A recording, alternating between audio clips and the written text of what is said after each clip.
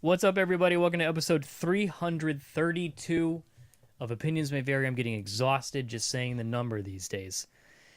I am your host, Jared. My co-host with me, Alex. Hello. We have a lot to talk about this week. We do. We have many guests, many as in two, but that's double the amount that we normally have.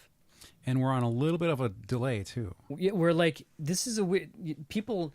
If we didn't call attention to it, people probably would have never even known. But Maybe. we're going to do our thing, though, Yeah. and we're just going to drive it home. And the fact that half this episode was recorded a week ago. Oh, that's not what I meant. Oh. Yeah, well, it's out there. Oh, delays in ConnectiCon was 2 weeks ago. Right. Instead That's of doing what immediately the you're week getting after. at. Yeah. Because we had our Yeah. Christopher Keiko episode immediately following. We did. I actually just hung up my Christopher Keiko print on my wall. Nice. Where'd you put it? It's in my office. I was thinking about putting it in the living room, but it wasn't quite fitting with the current aesthetic. Yeah, like not next to the Legos. No, No. it wouldn't. Like I was thinking next to my Mason Savoy original from Rob Guillory, near the couch. Yeah. But it wasn't quite fitting there. No. So right now I put it in the office with the intent of maybe I can move it later. Because like my wife was like, how about the spare? We have a room with like a pellet stove in it. It's like a nice rustic room where my Green Lantern's hanging. It wouldn't quite fit there. I wouldn't. I agree. Yeah. It's the pellet stove room. It has like the Hutch, the To Kill a Mockingbird poster. Like the Yankee Boys. How do you feel about putting art in a bathroom? Would that be a bathroom piece? Well, like my bathroom doesn't have a window; it just has a fan, so Yeah. there's a lot of moisture in there. Oh, yeah, that's not. So I've stayed away from it. Listen to our last episode. We talked to this artist. His name is Christopher Keiko, Cayco. You can find him on Instagram. Really cool dude. We learned a lot. It's one of those people we talk to, and like we don't realize how much goes on in artists' minds. Not only just arting different ways, but then like I learned a lot about like selling tactics, Right. and like how to pitch your product. That was neat.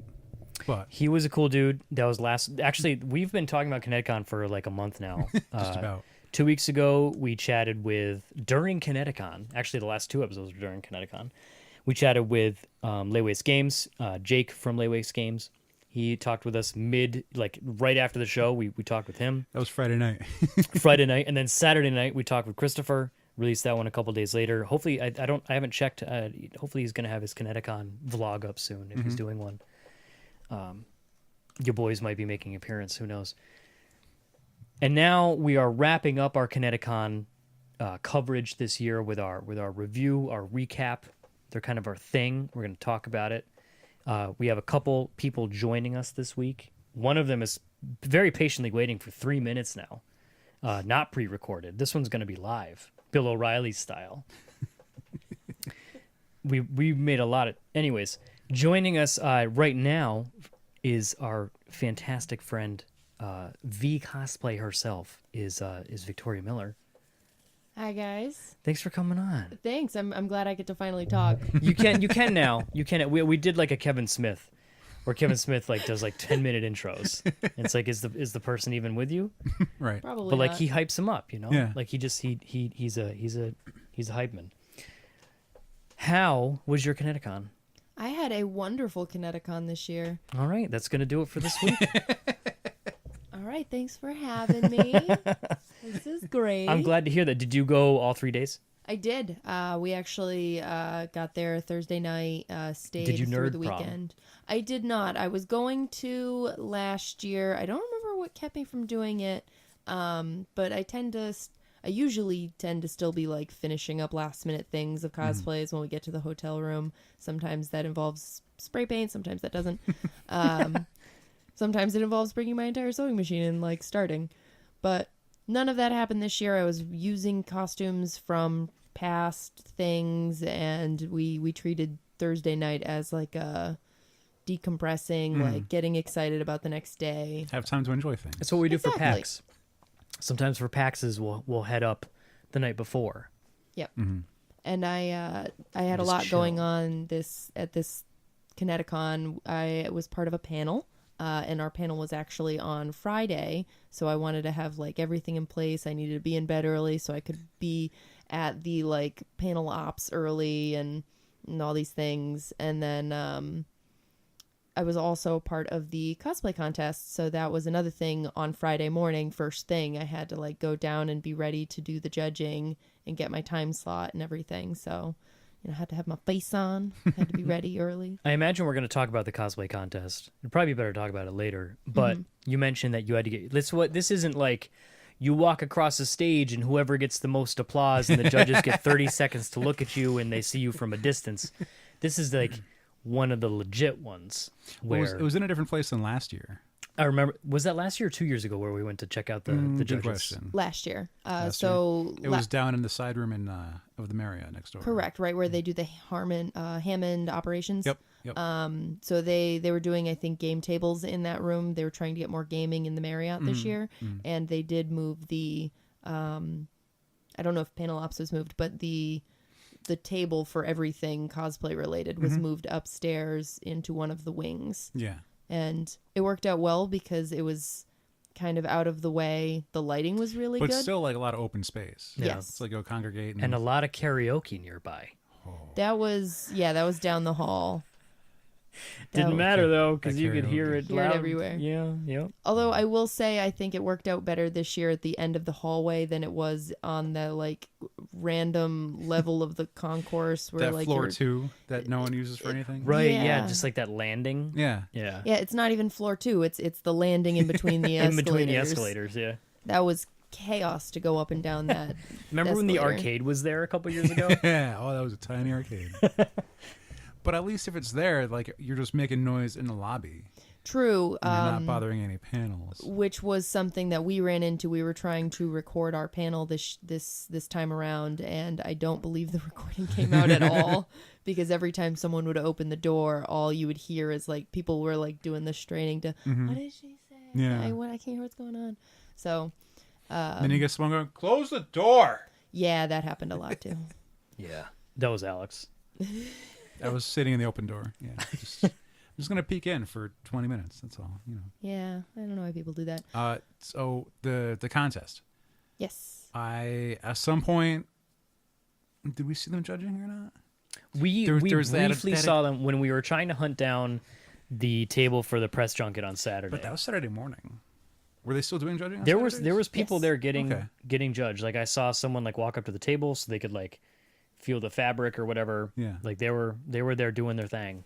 So this year it was up in that corner, Mm-hmm. and then sort of behind the table there was the black curtains. That's Yep. where the judging was actually happening. Mm-hmm. Was behind the curtain, and there were 4 judges. All of them were so wonderful and so kind. When I went in, I literally just walked in, said hi, started chatting about this is me, and these are the things I made, and this is the thing, and this is made out of that, and oh my god. Yeah. And they were so kind to listen, and then they started asking questions about oh, you said this was made out of that, what components did you use for that? And I was being judged on my Lady Sif armor, which all of the armor is made by me. I made the straps, I buckled everything, I riveted everything, I stained and dyed everything. Everything meaning leather. Yes. Yes. Yep. Legitimate leather. Carving the edges, rounding the edges, all of the tooling done by me.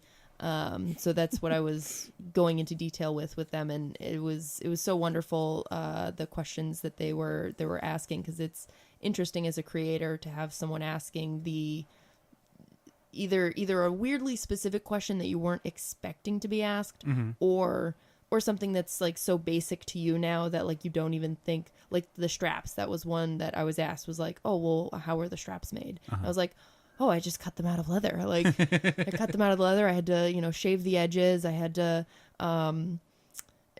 shave the back down, thin it out, like all these things that I wouldn't have thought to get into the explanation of how to It's make. not a question I would ask you. I'd be like, how do this?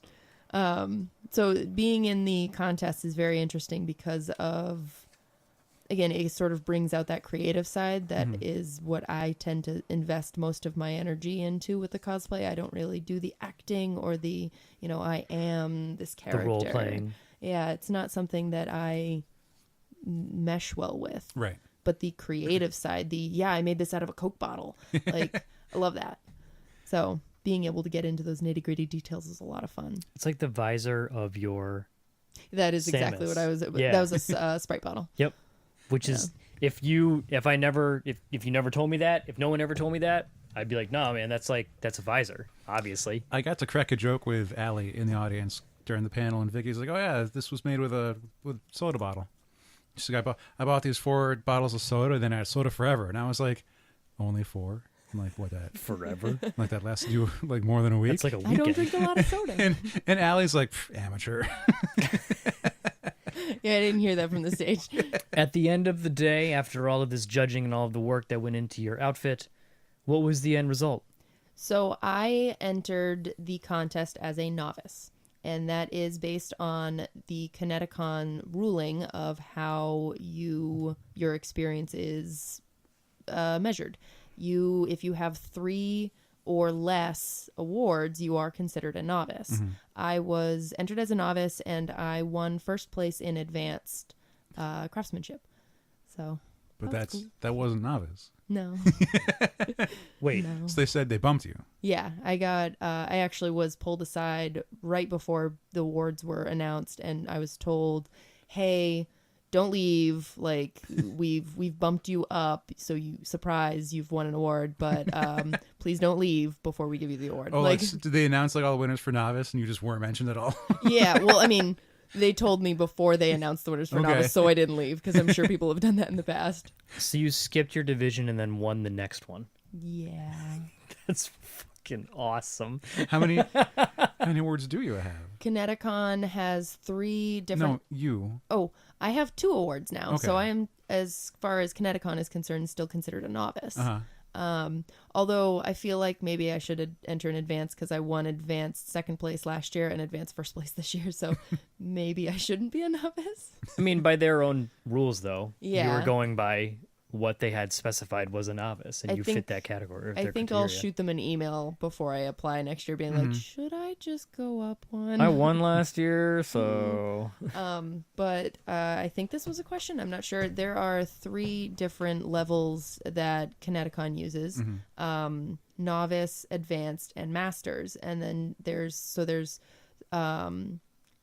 third, second, and first in each of those categories, and then there's a best in show. The best in show, of course, being the winner. So that's a future goal for me, is to get to that best in show status. any ideas for what the future might hold? As far as cosplays go, I have a laundry list as always. I am focusing at the moment on sort of 3, so I guess that's not really focusing, but I want to do Mara from the Justice League. I really enjoyed her armored bodysuit, so I want to craft one of those myself. I also really want to do Nebula from Guardians of the Galaxy. The struggle with that one being the headpiece, and I Just shave it. I would. That's what Karen That Gillan is- did, didn't she? Yeah. I think in the first one, but in the second, I think they managed they to did work a around headpiece. it. Yeah. So like that's so inspiring though. Like if she actually has her hair in there, like I could do that too. Except I also have like 2.5 feet of hair, so I don't know if I could do that too. Anyway, and then there's a custom character from an original art, an original book, The Creators, that I'm working on. That sounds familiar. A little bit, right? That sounds very familiar. Maybe go back like 5 or 6 episodes.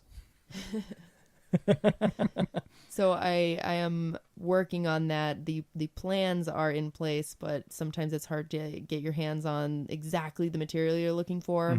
And with card done, that's something I really want, a very particular fabric, and I haven't been able to come across it. Soon. One day. Well, congratulations on your victory. That's Thank pretty you. dope. You're Vicky Turi. Hi, I see what you did. Oh, Sorry. I guess that's the end of that. Show myself out. It's probably for the best. Well, So- I've competed in 0 cosplay contests. Same. I don't remember the last thing I ever competed in general because I'm terrified of failure. But you got to you did your judging in the morning. Yep, I actually did my judging the morning of Friday. Yeah. Gets it out of the way. But then like you wore it all day. Oh, Correction. So you go up until... I went in Friday morning because I had done the the cosplay contest last year, and the way it had operated last year, at least for me, because I had a snafu with my costume and then had to like reschedule my judging. So the way it worked for me last year was like, go early, they'll give me a time slot, and then that time slot didn't work out. So then they're like, okay, come back early tomorrow, we'll give you a new time slot. So I ended up going in really early, and they squeezed me in right there. This year, I went there really early, fully dressed, you know, armor everywhere, giant fur roll, velvet cape, satin, hot as can friggin' be. And I was told 4:50 at night. Jesus. And I was like, I can't wear this that long. If I'm going to wear this again tomorrow, I can't wear this that long. So I ended up wearing her around for about an hour or two, and then I got changed and stayed out of costume for another hour or two, got changed back into Sif for my panel. Right. So I was in full Sif armor. And then after the panel, it was like a quick granola bar and then to the judging. So it was an event-filled weekend for me with the panel and the cosplay contest sort of filling up both my Friday and Saturdays. The only thing I really had to do on Saturday was be there for the masquerade, which the walk-on is a choice, but it's a fun part where you get to see, one, the masquerade, two, the other contestants, and you know, you can kind of make those friends, bond with people. That's one of the highlights where sometimes they do act out their characters and they're actually good Yeah. at it. And some people are awkward, but like maybe twice a day I could get a good Mandarin in. Yeah. I can nail that voice, and but then no one cares. So Well, it was also wonderful because I got to bump into some extended friends whom other friends always thought I knew, but I didn't. And I finally got to meet her. It was great. Catherine Redfield. Yes. Her and Brandon were on something episodes ago. something episodes. Wonderful. Yeah. It's been a while. She had a absolutely exquisite femme penguin cosplay, and I do believe she won second in the Masters division. Really? Yes. Episode 233. That was like 100 That's episodes. 100 episodes ago. 101, like the Dalmatians. Neat. Yeah, and she had like made buttons to give out to vote for Penguin. Yep, That was the neat. Mayor Penguin. Yeah. I saw those on her Facebook. Those were wonderful. That was neat. In addition to your cosplay victory, it sounds like you had a very, like, I did not see you. I was there for a little bit on Friday and for most of Saturday. I didn't see you at all because it sounds like you were busy as hell. Because you also had your panel as well, which Alex got to catch. I sadly was slaving away at my job at that point. Yeah, I had to work. Otherwise, I would have been there, which is also my excuse for PAX too, because I had to sneak into your panel. I was so insulted, and I might actually repeat this. I can't remember during our next bit that we're gonna play. Yeah. I think I already talked about this, so you'll have to excuse me if I'm repeating myself. But at PAX East, when you had your cosplay panel, I was like, I'm gonna split the time. I'm gonna go to the Omegathon for half of it, and I'm gonna go to Vicky's panel for the other half. And we left the Omegathon, we go to Vicky's panel, and I pull open the door, and the guy like does the shut thing. Sorry, it's full. And I was like, no, she's my friend. I know she's doing the panel. I have a press badge. Point to the press badge. Even though it strictly says having a press badge gives you no special privileges. And I had to play it cool for a bit. And then people, like when you guys started the Q&A at the end, some people left. That's when you showed up? And I snuck in. Yeah. I did the whole, like the enforcer's, apologies to the enforcer, you were doing a great job. The enforcer's back was turned, the doors were open, there was like a crowd of people, so I snuck in. And we got in during the Q&A, and then I wound up with the samples of like The stack of samples. Wonderflex and all that stuff. And the Warbler and like I and- was last, and I was like, what the fuck do I do? Where do I put these now? And at the end of the panel, I was trying to I was like, oh, I got to give these back to Vicky, my friend. Where she's surrounded by people. Literally hounded by people, a mound of people. And I was like, guys, will you get out of my way? This is my friend. No. She's been on my I'm podcast. special here. I didn't even bother because when the panel was done this time, I was like, I'm just going to leave because she's already surrounded. Yep. 3 of them, they're just no chance. So it sounds like your panel at ConnectiCon was again a success. Yep, it was. It was not as crowded in our room as it was at PAX East, but ConnectiCon kind of seems to have a slower panel life. People trickle in, people trickle out. We started off with maybe a quarter of a room, and we ended up, I wouldn't say maxing out the room, but we definitely filled the room. You know, everyone has to do the whole skip a chair thing. And then there was the people doing the whole standing in the back because they didn't want to sit next to the person who skipped the chair. So it worked out really well. And Mink, Rocket, and we have a really good chemistry, the 3 of us. He's sort of science guy. She's sort of like lovable goofball. And I feel like I'm the bridge between them. So we, you know, I can science for like a little bit. Not that Mink can't. be She's pretty. She'd be silly and crack jokes and not care about the repercussions. But then like Vicky would like want to crack a joke, but then be like, still like me. It's so true. And I learned because someone was like, one of the questions was, I want to buy a sewing machine. What should I get? And one of the answers was like, so there's like your lowest tier model, and then there's one that has like 30 stitches, and then there's better ones that have more than that. And I'm like, 30's not enough? How many stitches can what? 30 stitches, what, like per minute? No, like it has the different variety. stitch styles. Oh, right. When you think about how fast a sewing machine goes, 30 per minute is very slow. I am an idiot. Well, there's a zigzag, and then there's a cross back and forth, and Are those sewing machines or are those like embroidery machines? Like So that's kind of what that is a whole section on our Serger? panel. a A serger's serger is a thing. different kind that of was a sewing whole machine. different- Nailed Yeah. it. An embroidery machine could be a separate unit, but it also could be that your machine has the capabilities of being an embroidery machine. More than likely, you need an extra unit attached to it, Right. which is the embroidery arm. But it depends on if your sewing machine is enough computer or not. So it's a lot of computer. Does it have a part brain? Terminator, actually. Pretty sure. It's going to become sentient. Someday. I immediately had a movie in my head. I can't remember the name of it. It was about inventing the hula hoop. And yeah. And I Talking had about like ConnectiCon, Alex. but there was Where a is part this coming there's a part where there's a guy like hang out a window by his pants. Like his pants are stuck on this window ledge. And like it starts to rip. And then it thinks like back to him at the tailor.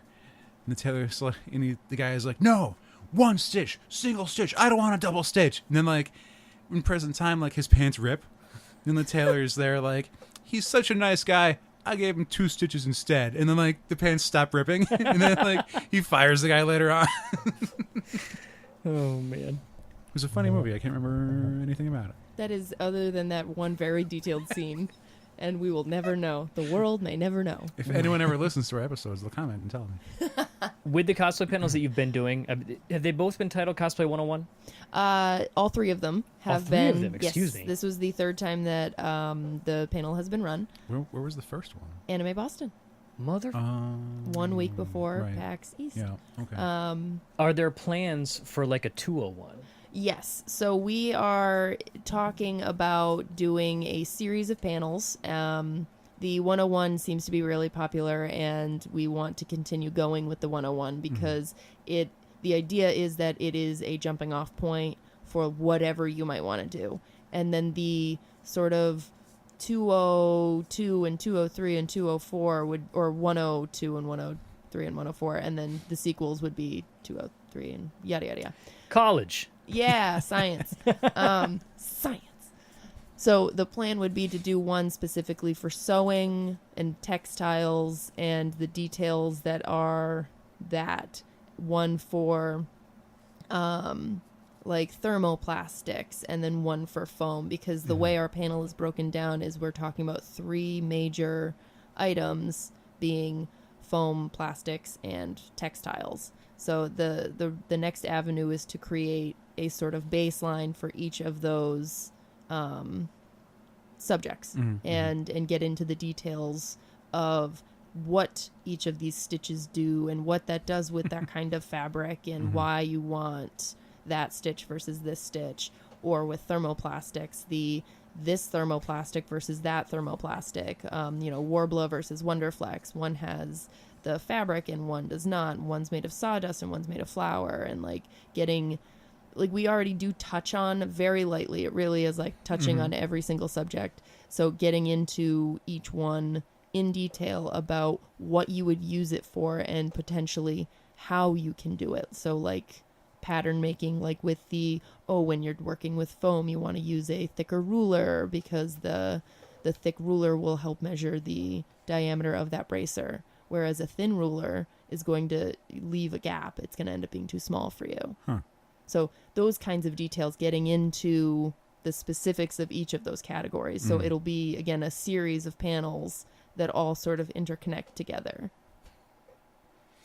And here I thought that one post like on Imager or Tumblr or whatever was just like, repeat till cry.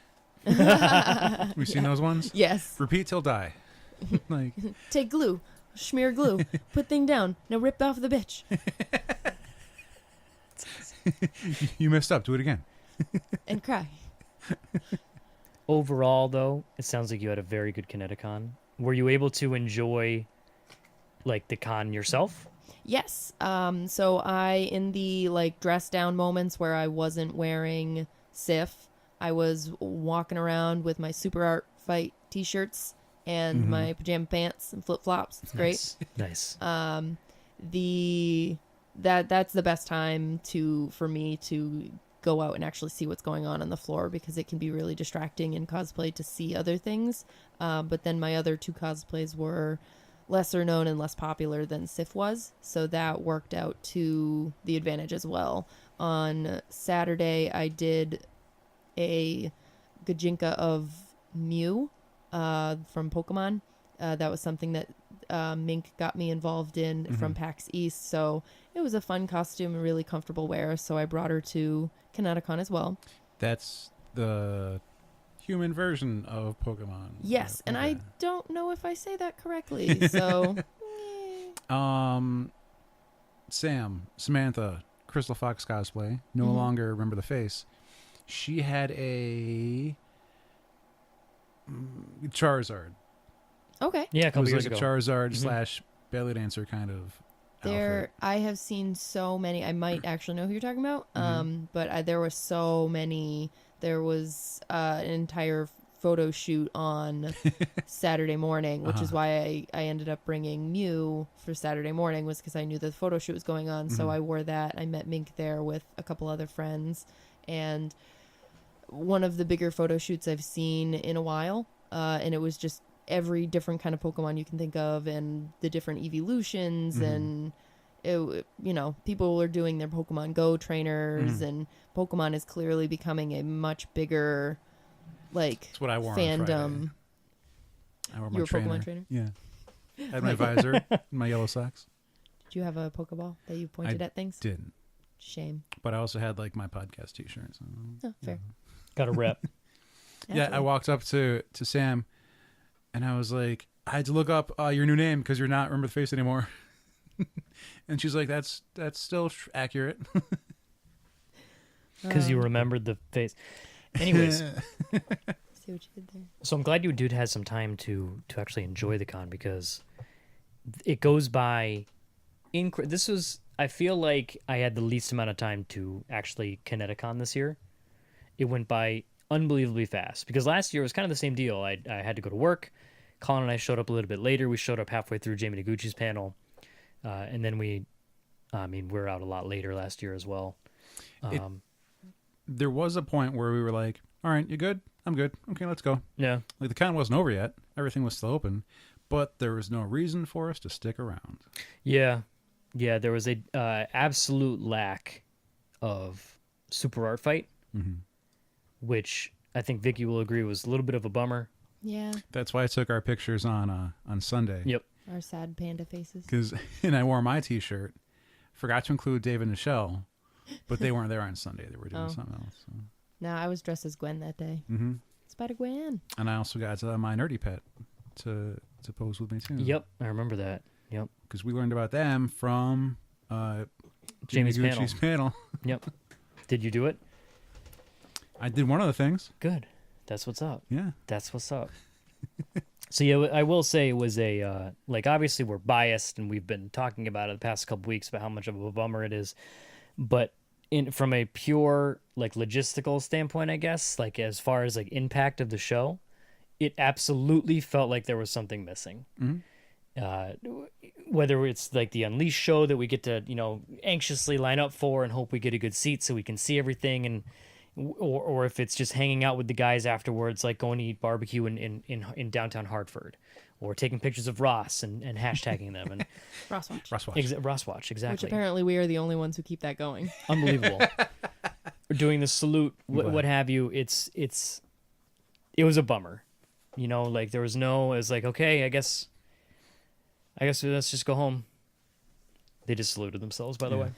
So it was it kind of sucked, to say the least. But maybe next year, or maybe we'll eventually make our way down to the area, catch one of their shows like in their hometown, get that hometown crowd. But if anyone's listening, bring back Super RFA, man. Just bring them back. They're good. They're good people. Good people. Yeah, it was like there was a missing piece. Yeah. Yep. And several of my friends, including you guys, I think we're talking about like making protest signs, like walking around con with protest signs about bring back SAF. But I had joked about doing cosplays of them too. Right. Oh yeah, yeah. My Joe wanted to do that. Who's he gonna be? I don't know. Would he make a good Marty? I don't know. He might be a Marty. I feel like everyone would fight over the pants. The shiny pants. Because like everybody Colin would be probably the only one who could pull off the pants. But everybody in my circle has like the Baron Von Sexy full shirt, so I feel like that would be the pink sexy full one. Yes. Yeah. Well, if I didn't shave, I could. We're kind of similar size. I think Alan's gonna beat you on the beard, though. Well, I don't know if he'd let me put glitter in it, though. No. It's Beach Chalmers. To be the ref. Yeah. Sorry. Not that size of beard. Yeah, I know. Well, I mean, we can't all be the same person. Well, it would be funny if there was just a horde of sexy bulls. That would be funny. Oh, now it has to happen. I was thinking of trying to fill out the whole team, Yeah, but that never happens. I can tell you from firsthand experience of trying to do a group cosplay, somebody will bail, and then you'll be so upset that you're missing X person. God, 2 PAXs ago, everybody was going to do Rick and Morty, and I'm not even a big fan of the show, but I was like, okay, whatever. I'll be Beth. I was the only one. Everybody else bailed on the cosplay. Unbelievable. Nobody recognized Who are you me. supposed to be? I had one guy, because I was carrying around a box of wine. He goes, oh my God, are you Beth? Yep. I immediately got down on the floor and pretended to cry and drink out of my box of wine. You need to pour into a shaking glass. Rick and Morty references. I didn't want to spill. Aside from lacking in the greatest live performance art show in history, overall, I did have a good time at ConnectiCon. I did want to point out some good things. We are already coming up on our kind of a time limit because we do have another segment to get to as well. This is going to be either a really long episode or we're just going to have to chop it up. One thing I really liked this year, as opposed to past years, was the vendor hall. I thought it was great. It felt like a con. It didn't feel like, oh, I guess we should probably have a vendor hall.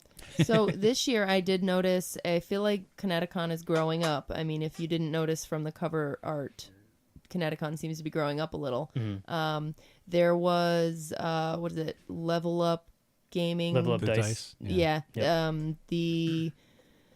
There's too many things. Wormwood was there. There were so many bigger vendors that you usually see at like. So having PAX. Wormwood and Level Up Dice, I feel it's really neat to put them in that environment because they just haven't had those types of vendors here before. But at the same time, with the current audience that goes to ConnectiCon, none of them are going to afford those items. I doubt Wormwood sold any of their tables. Oh, no. at I don't even know ConnectiCon. if they sold any at PAX. I mean, if they did, I'm ecstatic for them. But I mean, that's like a grail item right there. But I will say, I mean, their booths were You know, you see the crowds lining up. Like Level Up Dice, they make some real nice like artisanal dice. You know, some expensive stuff. But they were all trained salespersons. They knew what they were doing.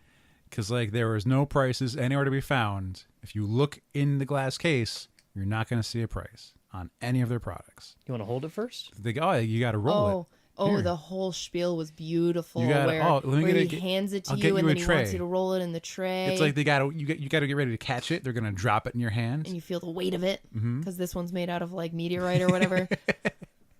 It's kryptonite. Whale It's bone. from- Yeah. There was one made out of like a yak bone or something, Mm-hmm. and that one's so light it feels like you're rolling air. Ooh. And he goes through every single one, giving you here's this one. Okay, now I want you to try that one. Now touch this one and see the edges of this one. Or There's one I picked up because it looked kind of weird, and it wasn't until I had it in my hand that I realized it was two separate pieces. but it's individually like they laser cut it inside. They cut it so it was like caged and Yeah. everything, and I was like, oh, that's what it is. That's neat. How they pronounce it? It's aluminium. Yeah. Aluminum. Yeah, they don't say aluminum. It's aluminium. They say Fancy. They said it like British, but with no accent. And then I was like, oh, it's just aluminum. Like, how much is it? Probably like what, $20-$30? Oh, but the fact that it was like in the machine getting carved out for an extra 3 days, whatever. That put it into triple figures. So the full set was like $240. A lot of money for rolling dice that are just they're gonna fuck you. You know? They're just- See, all dice. this is how I know that you don't get it. I was looking pretty intently at like the $50 ones, the sets that were there for like $45-$50, because like 90 would be a bit too high. I wasn't Yeah. ready to drop 90, but if I found like the right coloring and the right, because there was a different booth there that also had like fancy dice, I could see throwing like $50 Not as down or fancy. so. Not as- Not as fancy. Right? No, I definitely want to get. I want rose quartz. They're just so pretty. They really are. And rose quartz is not in the super expensive range Why not ruby quartz? because that I think is in the super Because expensive range. if you got ruby quartz, you could block your optic blast. Jesus Christ. So, So anyways, the vendor hall. I thought the layout was great. Like they had like the carpeting down, like here's where you can walk. yeah, Even they're though fancy. it bunched up a little bit in places and you trip over A it. little bit of a snag here. little bit of snag.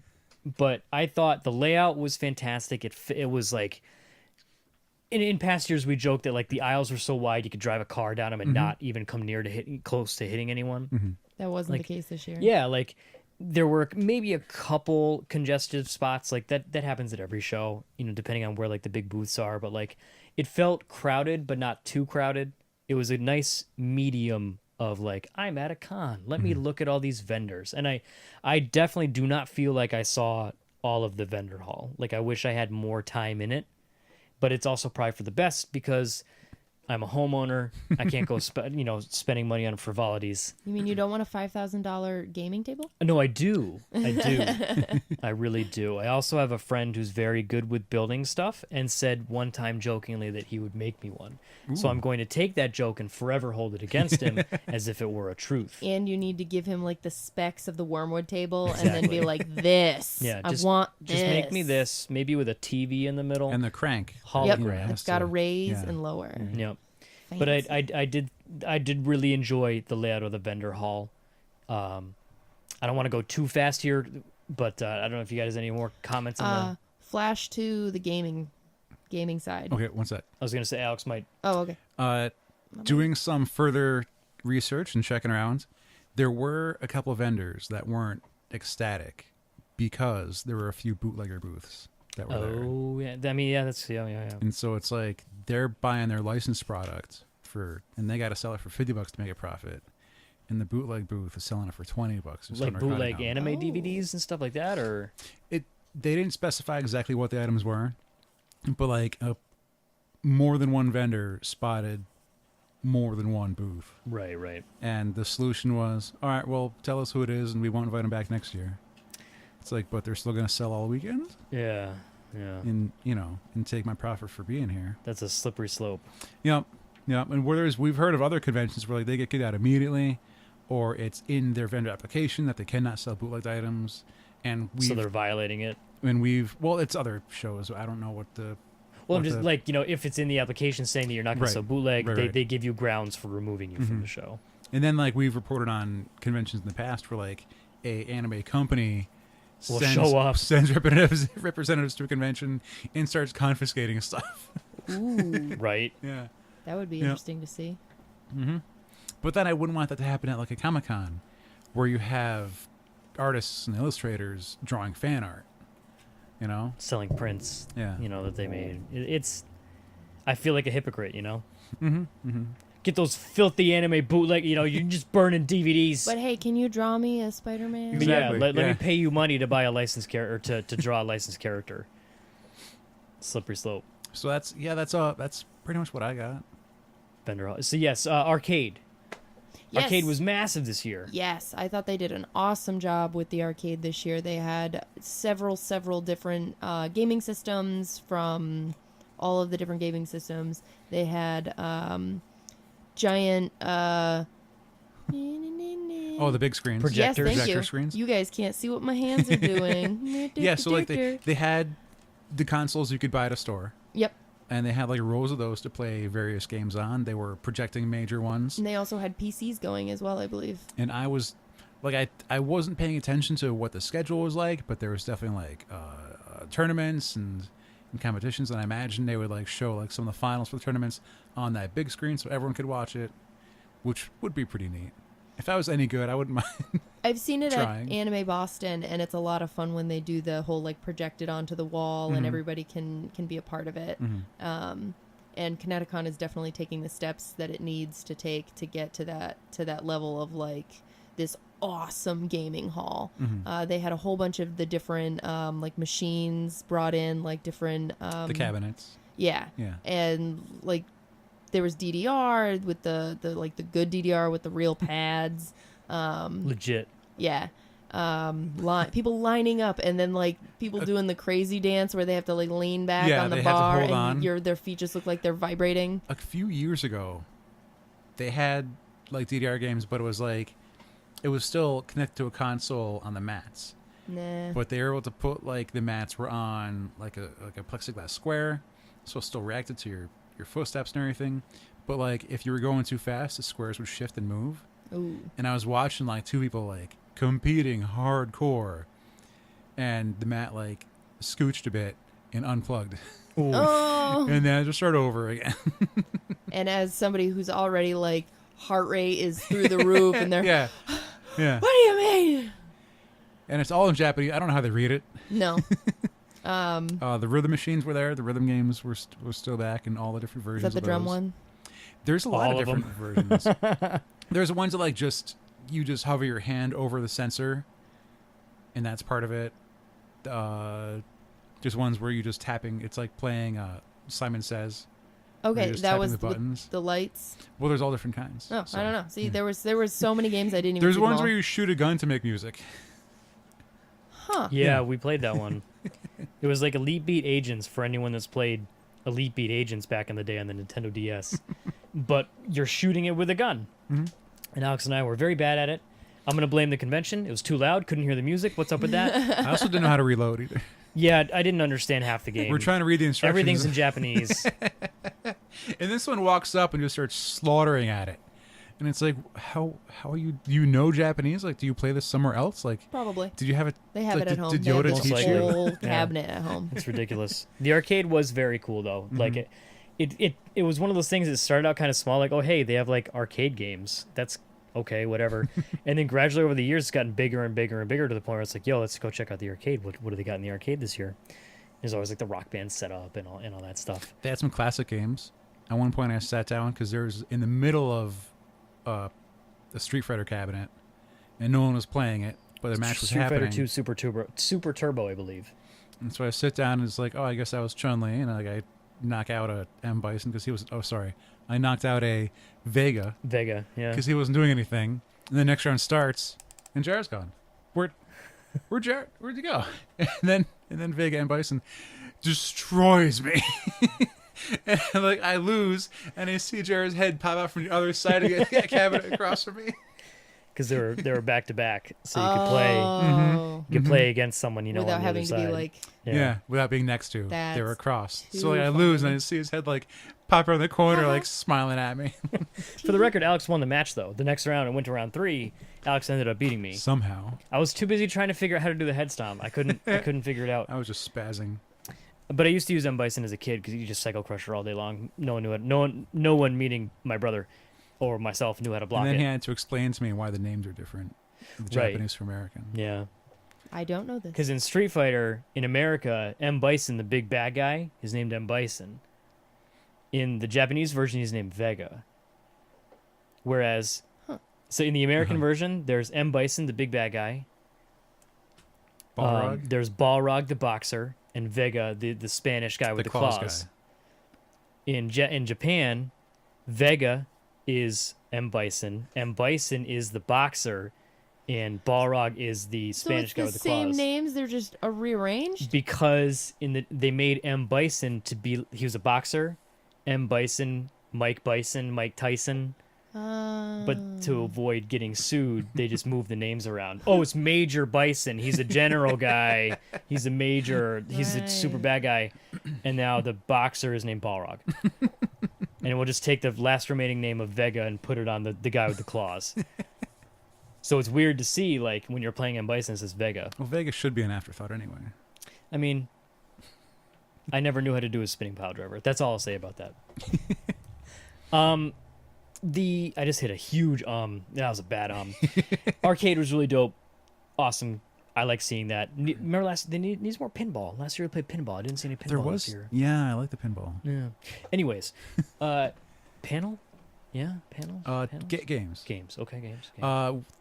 We briefly mentioned the other like independent games that were in the area where you could test play a bunch of stuff. They were either developing or test playing or demoing. And so the whole like kind of curtained off area had a bunch of like people trying. They're making their thing. Some like printed out recently and they're still getting the thing down, and others like had more of like a fancy setup. That's where we met Jake from Layways Games, and we saw his game. He's working out, making a new thing. They did Dragoon and Human Era 2 episodes ago. You could listen to us talk to him. And then in the same area across the way, we decided to do a demo of No Regrets, and we met with, who was that? That was David and Samantha. Yes. David was the game designer, Samantha was the illustrator. They're from Poison Fish Games, and I saw their ad somewhere. They're on a website before we got to the show. Okay. And I was like, I want to make a note of this. And we saw them, and it's like, yo, it's that tattoo game. Yep. And Jared was like, what? And so we saw him on Friday, chatted a bit, came back Saturday, said, let's play, teach us. And David sat down with us. We played out a game, and it was fun, so I bought a copy. I won. It's no big deal. I had the best tattoos. You did win, yeah. Was it Triple Dragons? I don't think I had triple dragons. I got lucky, honestly. I think David let me win. He definitely no regretted. He lasered off one tramp stamp, which was a -9 points. And then he got a second one, and then no regretted it. That's +9. Which, Plus if you 9. paid attention to tattoo jokes on the internet, it's no regrets, but the person's tattoo got messed up and switched the R spelled and no D. regrets. Yeah, Yeah. and we just played a quick It's round. like don't never give up. Yeah. And so we played around before we started recording today. We did. It was neat. It's a fun game. David and Samantha were both very cool people. They were giving out like free temporary tattoos. Yeah. So you can get a temporary tattoo that you might regret later as you're trying to scrub it off. It's a fun little game. We played it in maybe a half hour. Mm-hmm. Vicky picked it up like in minutes. We gave her like, hey, here's 5 seconds of explanation. Now play with us. 2 people who already know how to play. And then I murdered you, and then Alex won. Yeah, Alex was. I think he may have been cheating. He was. Wow. But Yep. that was a lot of fun. It was cool to be able to I don't think we've ever sat down and played a tabletop game at ConnectiCon before. No. Tabletop card game. Well, whatever. not well. Yeah, exactly. Oh, yes, yeah, not one that we picked up ourselves and tried to figure out or Yeah. anything like that. Yeah. But it was cool having even though it was a little kind of, some of it was out of the way. You had to look for it with the I can't remember what it was called. It was like a separate thing, like the New England something tabletop something. The independent game. Yeah, something like that. Yep. It was like an official thing. Yeah, no, I think it was the New England something and the something. Yeah, see, she gets Yeah. it. They put a sign out there the second day because no Yeah. one saw it on Friday. Yep. Yeah, I didn't go in there at all. Exactly. It felt like it was a roped off area, like it was Yeah. something like press only or I'm not allowed something. in So I here. didn't even try to go over there. I didn't realize what it Yeah. was. So for Friday to Saturday, they moved a bunch of it around to try and get more eyes on it. Yeah, but it was cool seeing that kind of presence there, Mm-hmm. and not just kind of shoved in a back corner somewhere or something like that. We also talked to a zombie high school escape game. Yeah, that was kind of neat. Yeah. Yeah, it was one of those things like I don't have time to play right now. Thank you for telling me. Yeah. Okay, bye. We saw a game that had very suspicious logo. Not gonna get too much into that. Logo that looked very much like something else that we're big fans of. But it was very cool. Like on one side you had the arcade games.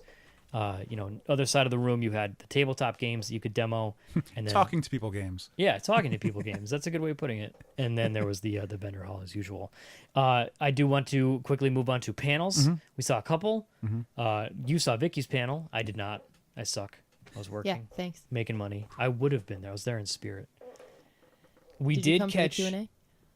I did. I was still working. I didn't get to ConnectiCon on Friday until like 5:45. It was brutal. Traffic killed me. Who knew traffic going into Hartford would be so bad around 5:00? So we went to the Troy Baker panel. Yeah. This is the main thing I want to talk about. This was weird. The Troy Baker it was panel. weird, but it was really neat. Troy Baker is the voice of most famously Joel from The Last of Us. I think you mean Booker DeWitt. Booker DeWitt from BioShock. BioShock Infinite. He was, I can't remember the name of the brother, Bill or something. He was the brother from Uncharted 4, and he's been in pretty much everything else. He was the Joker in Arkham Origins. Yeah. He's been in all this stuff. He's one of the most famous voice actors like on the planet right now. Him and like Nolan North. About equal with Nolan North. Yeah, they're you've probably played a game with him in it. And we're like, okay, let's go to the Troy Baker panel. Like we lined up a little bit early. We managed to get decent seats. Like we're just waiting there, waiting for it to start. Within Troy Baker comes in, grabs the mic, starts talking. No applause. Oh my God, it's Troy Baker. No like panel moderator. No one's like introducing him. Ladies and He gentlemen, just- Troy Baker. He walks in, grabs the mic. All right, let's talk. And he starts getting like hella deep. Like He opens it up real simple, real quick, and he's like, I cannot talk about Last of Us 2, so don't ask. and it's like, for the past 2 years, I couldn't say it even exists. Now we know it exists, but that's all we got. And so moving on. And he addressed like one other thing, and then he just starts like talking. And it was, Jared's got this in the bag right now because I don't know how to explain it. It was like this inspirational speaker moment for a good 20 minutes where he's like, and we're like, what's happening right now? Troy Baker launches into this motivational speech telling people we come to conventions to dress up and to put on masks and to be, who we want to be. And isn't that really who we really are? Aren't we really kind of putting on masks when we go to our job? Because that's not really who we want to be. We come to conventions because that's who we want to be. If you feel more comfortable in your cosplay while at a convention, then isn't that who you are as a person? And then when you go to your job or you go to school, you're not wearing a costume, you feel kind of uncomfortable. Is that who you're faking to be? And it was just, This is very like motivational. It was Right? insane. right. It was- And he was getting to a point where he's like, so why don't you just choose to do this all the time? And like he starts going on. He's like, Monday morning, going to work and take off the mask. And like he just lets it sit just in silence. Everyone's just like, he tells everyone to stand up. Stand up if you what is it, like if you walked into the building today or something like that? If you didn't need assistance to stand up. Oh, or, yeah. Something like that. stand up if you don't need help standing up or something of that nature. I can't remember. And like, the room stands up and it's, oh wow, look at that moment. The type of thing. And like he's not hitting his voices. He's not doing Joel. No. He's not doing Nope. Booker. Nope. He's not doing Joker, appeasing. He's just going into this thing about how we just all need to be ourselves, blah, blah. And then I'm going to skip ahead just a little bit for a second. He tweets out to everyone at my panel, have a good Monday. And then everyone's commenting, what does this mean? What are you talking about? And then one of the top comments says, if you weren't, though, have a bad Monday. And it's Leonardo DiCaprio raising his glass. And like halfway through his speech, Nolan North walks in. This other guy walks in, and Jared's like, "It's Nolan North." I'm like, "What? Are we at the right panel?" And like he's just standing there listening, like talking to some Nolan North, most famously, I guess, voice of Nathan Drake in Uncharted. Mm-hmm. He voices Deadpool in pretty much everything except for the movie. He was in Last of Us. He played, I can't remember the guy's name. Yeah, it doesn't matter. One of the villains. Last of Us was a bad game anyway. So. Last of Us is the greatest game. He voices everything. Nolan North is just in everything. He's, again, one of the most famous male voice actors on the planet. And he just casually strolls in. And then, it turns out they're crashing each other's panels. So after he finishes his thing, Nolan North comes up. He's like, all right, that was nice. Now, everyone, why don't you stand up? And like, he's already joking around, ribbing Troy Baker for getting so serious. Well, that was one of Nolan's jokes. He's like, is this what your panels are normally like? It's like, because you're being so serious and doing all this stuff. He's like, I just was coming up with jokes the entire time, but I'm trying to be quiet for you. And like it turns out, they're promoting their new YouTube channel, Retro Replay, where they, play old video games, and it's two famous guys you look up to playing video games. Oh my God, how wacky and zany. Mm-hmm. And it was cool because we got to hear, Nolan North did do the voice because his natural voice is Nathan Drake. So we did get to hear one voice at the voice panel, or the voice actor panel. He did the creepy guy too. He did for a second, yeah. He did Last of Us creepy guy, and which isn't, again, that's just a bonus. It's not what it's all about, right? But it was very cool. Like they started to take some questions. Someone was saying, how do I get into this? How do I all the kind of typical questions? And like it wasn't any of the, it's a question I get asked every time I do this. Mm-hmm. It was, here's my serious answer. Troy Baker, I am Troy Baker. I'm going to walk up to you and I'm going to answer your question. It was one of his opening things was like, don't ask me how to get into the business. I don't know how. Yeah. I don't know how I got here. I've seen a couple voice actor roundtables, and it always feels more genuine when they say stuff like that, and when the questions are genuine, like you guys are saying. I'm sad that I missed this panel because it sounds like it was a lot of fun. The one Jared was referencing, a girl was asking if she should go to a school, a college, like a voice acting like place to learn voice acting, and should she move to New York and invest the money in that?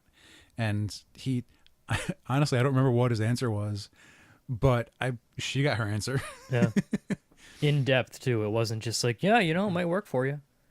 Like it was very cool. Like I was already a fan of Troy Baker just because of his work, but now I'm a fan of Troy Baker as a person, and like you get hints of like, do you ever see the Last of Us blooper thing? No.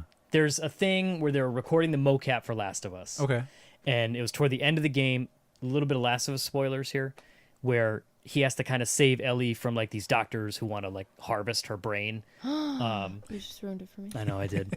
And like they were like, hey, we're going to do one more for safety, one more take of this, because they have to essentially act the game. Mm-hmm. They're in mocap. They're saying all the lines and stuff. And like one of the women playing the doctors or something, like starts singing her lines like in an opera. And without even missing a beat, Troy Baker goes into opera. He starts singing his line and everyone's singing at each other. Like, and it was like, no one's laughing. No one's even cracking a smile. Like it's amazing. Find it on YouTube. But to be able to attend that and like hear, it was really rad. It was rad. There was a really lengthy moment of he was talking about taking over as Joker for Arkham Origins, and it's like, this was Mark Hamill's role. I know. And like he said, he turned it down like 3 times. They kept coming back to him, and someone was like, dude, just get over yourself. Yeah. Like we want you to do this. All of us are telling you to do this. We wouldn't be telling you to do it if we didn't think you could do it. This is the job we want you for. We're not asking anyone else.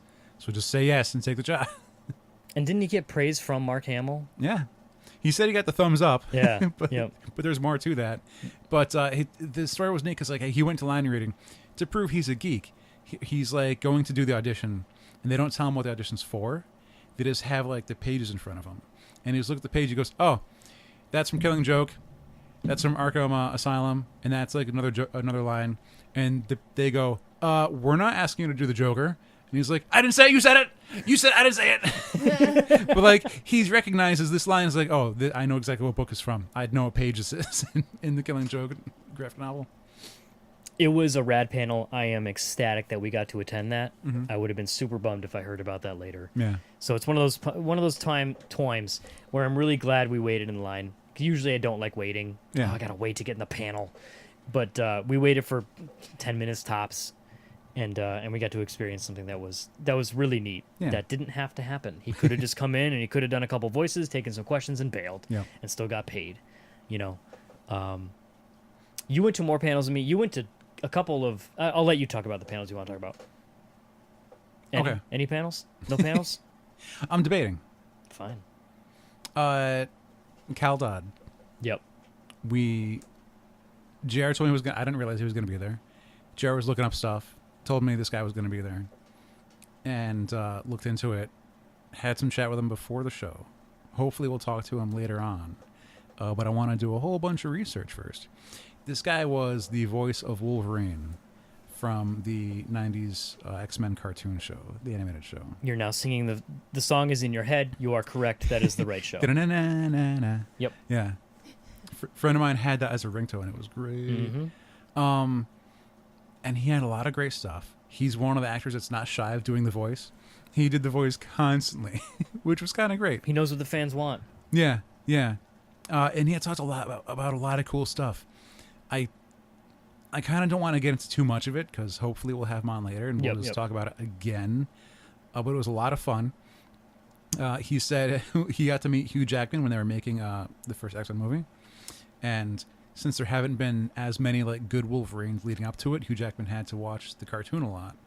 And the first thing Hugh Jackman said to Cal Dodd was, in his Australian accent, was, "I'm really sick of hearing your voice, mate." that's what he's got to do. It was his first cartoon. They did it for 5 years. Never got an agent. Whereas everyone else doing voice acting is like has to pay their 10% to the agent. How else are you gonna find work? Yeah. And it was cool though. We did get to talk to him at his table for a little bit. Which it was one of those things. I brought Jared to his panel that was on Saturday. I went to the one that was on Friday, and because we were talking about it, I was like, "Well, you should witness this guy and see what he's like." And at the panel, he was doing a thing where like he's kind of performing, you know. It's like putting on a show. Right? He's kind of putting on a show. He's answering questions and trying to fill time, you know. But then we went to his table later on. Said hi. I bought a picture, got an autograph, and now we're chatting to him one-on-one. And that was a much better, more comfortable interaction than sitting, you know, with an audience watching him up on the table. Because up on the table, it's like, I don't know if it's going to work out talking to him on the podcast. But then just one-on-one where it's just a conversation, it's like, oh, yeah, this will work out. This will work great. Very cool guy. Yeah. Very willing and open to talk about anything. Yeah. Anything we could bring up. Very cool. Let alone it was a thing that he did 30 years ago. Exactly. Exactly. Which was it now 2018? That was 92 to 95? I think it was 5 seasons. Yeah. Between 93 to 97. It was a long time ago. Yeah. But not recent. we got to see some of the voice actors at the press junket, the press conference in the morning. Dee Dee Mango Hall, who was Pearl from Steven Universe. That was really... She started off in the Mickey Mouse Club. Oh. I thought that was fascinating. Right? Yep. And like she described it in a really fun way. It's like SNL for kids. Huh. Right? I like that. Never occurred to me before. Well, I mean, all that I feel like would probably be the middle child there. Yeah, all that. Oh, yeah. Yeah. I don't know if you're talking Alex's forgot language about with that all one. that. Oh yeah, the look he gave me. No, Yeah. I'm not. But all that thank was you for my being bag. on that. Oh, yeah. Yep. Everyday French with PRS Cargo. Everyday French. Vital Information with Lori Beth Denberg. Yup. Pizza Face. The classics. Repairman, man. Earboy. Sorry, it was actually Earboy. Pizza Face as a character. Repairman. He was lactose intolerant. They always had to have the person come in to explain what lactose intolerant was. Good burger, of course. Welcome to good. Oh, so many good memories. Vintage. This is how you know that we're the same age. Okay. I'm old. I'll admit it. It's okay. People were asking some good questions about her character, Steven Universe. What it's been doing for other people watching it. And Thank being able God to for other identify press her stuff. outlets, man, because I just can never think of questions at this at Mhm. that very moment. Because some mornings we don't know who we're gonna get. sometimes it's scheduled, sometimes the people scheduled don't show up, they get someone else instead, and so I never prepare fully, and other people in the room, like, they know what they're doing. And one of the things that was neat about Steven Universe, she had said that Rebecca, who's writing the show, all she's doing is basically making a show that she wishes she had when she was growing up, which is always a neat thing when people aren't making shows to make dollars and sell figures and sell toys. It's like, no, I wanted to watch this when I was a kid, so I'm sure there's kids now that want to watch it, and let's make it. Vanessa Marshall, she's been the voice of the Big Brother TV show. All the strangers that live in a house together, and there's always a voiceover talking about, like, so-and-so's doing... Yeah, she was that voice. I haven't watched the Big Brother since, like, season 1. Okay. And I think I was, like, 12 when that happened, so... I was trying to think of what kind of, like, ominous person that watches everything that could have been, like, from a Batman cartoon. Like, Brother Eye wasn't a woman's voice. And it didn't occur to me that was the TV show that's on, like, NBC or whatever. She got really personal, which was interesting. She prefers Marvel Comics. She's voiced Hera from Star Wars Rebels, which I hadn't watched Star Wars Rebels. I was a fan of the Clone Wars, and when Rebels came on, there was too many colors for me. That's an interesting complaint.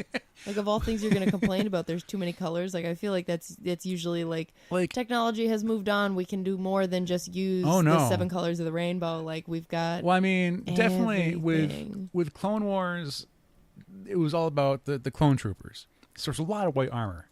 See, I can't really get into any of the Star Wars animated stuff because I don't like the animation myself. It's blocky, I guess. That's how I would describe it. These aren't the best pictures. I'm trying to look up. You're supposed to give me your best. But it's like there's a lot of oranges, pinks. Like, why does this person have an orange coat with, like, bright blue gloves? I don't get it. It's like they're just making something colorful to make it colorful. That's probably it. I mean, truly, though, because when even this is going to be an odd tangent, but, like, if you're designing a plate for food consumption, it's all planned out, like the colors you want a pop of green, or like you add like the tomatoes in the salad give you that nice pop. It's kind of the same idea with the coloring of the animation, like something that's going to draw your eye in and make you attracted to that character. Clearly didn't work for you. No, not at all. It had the opposite effect. She also collects Star Wars figures. And when she was talking about, like, what she does like and read and everything, she mentioned Marvel Comics. She mentions Lock and Key, and Jared's like, "Nice!" from the audience. And she, like, gave him a wink and a point, like, this guy knows it. But like I said, like, it's been 2 weeks now, but, like, what she had gotten into about her personal life was really interesting.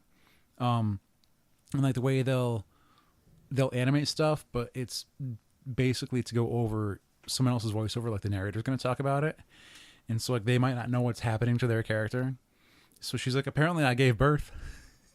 My character, like, had a child, but that was, like, in the what comes after a thing epilogue. It was in the epilogue. Nailed essentially it.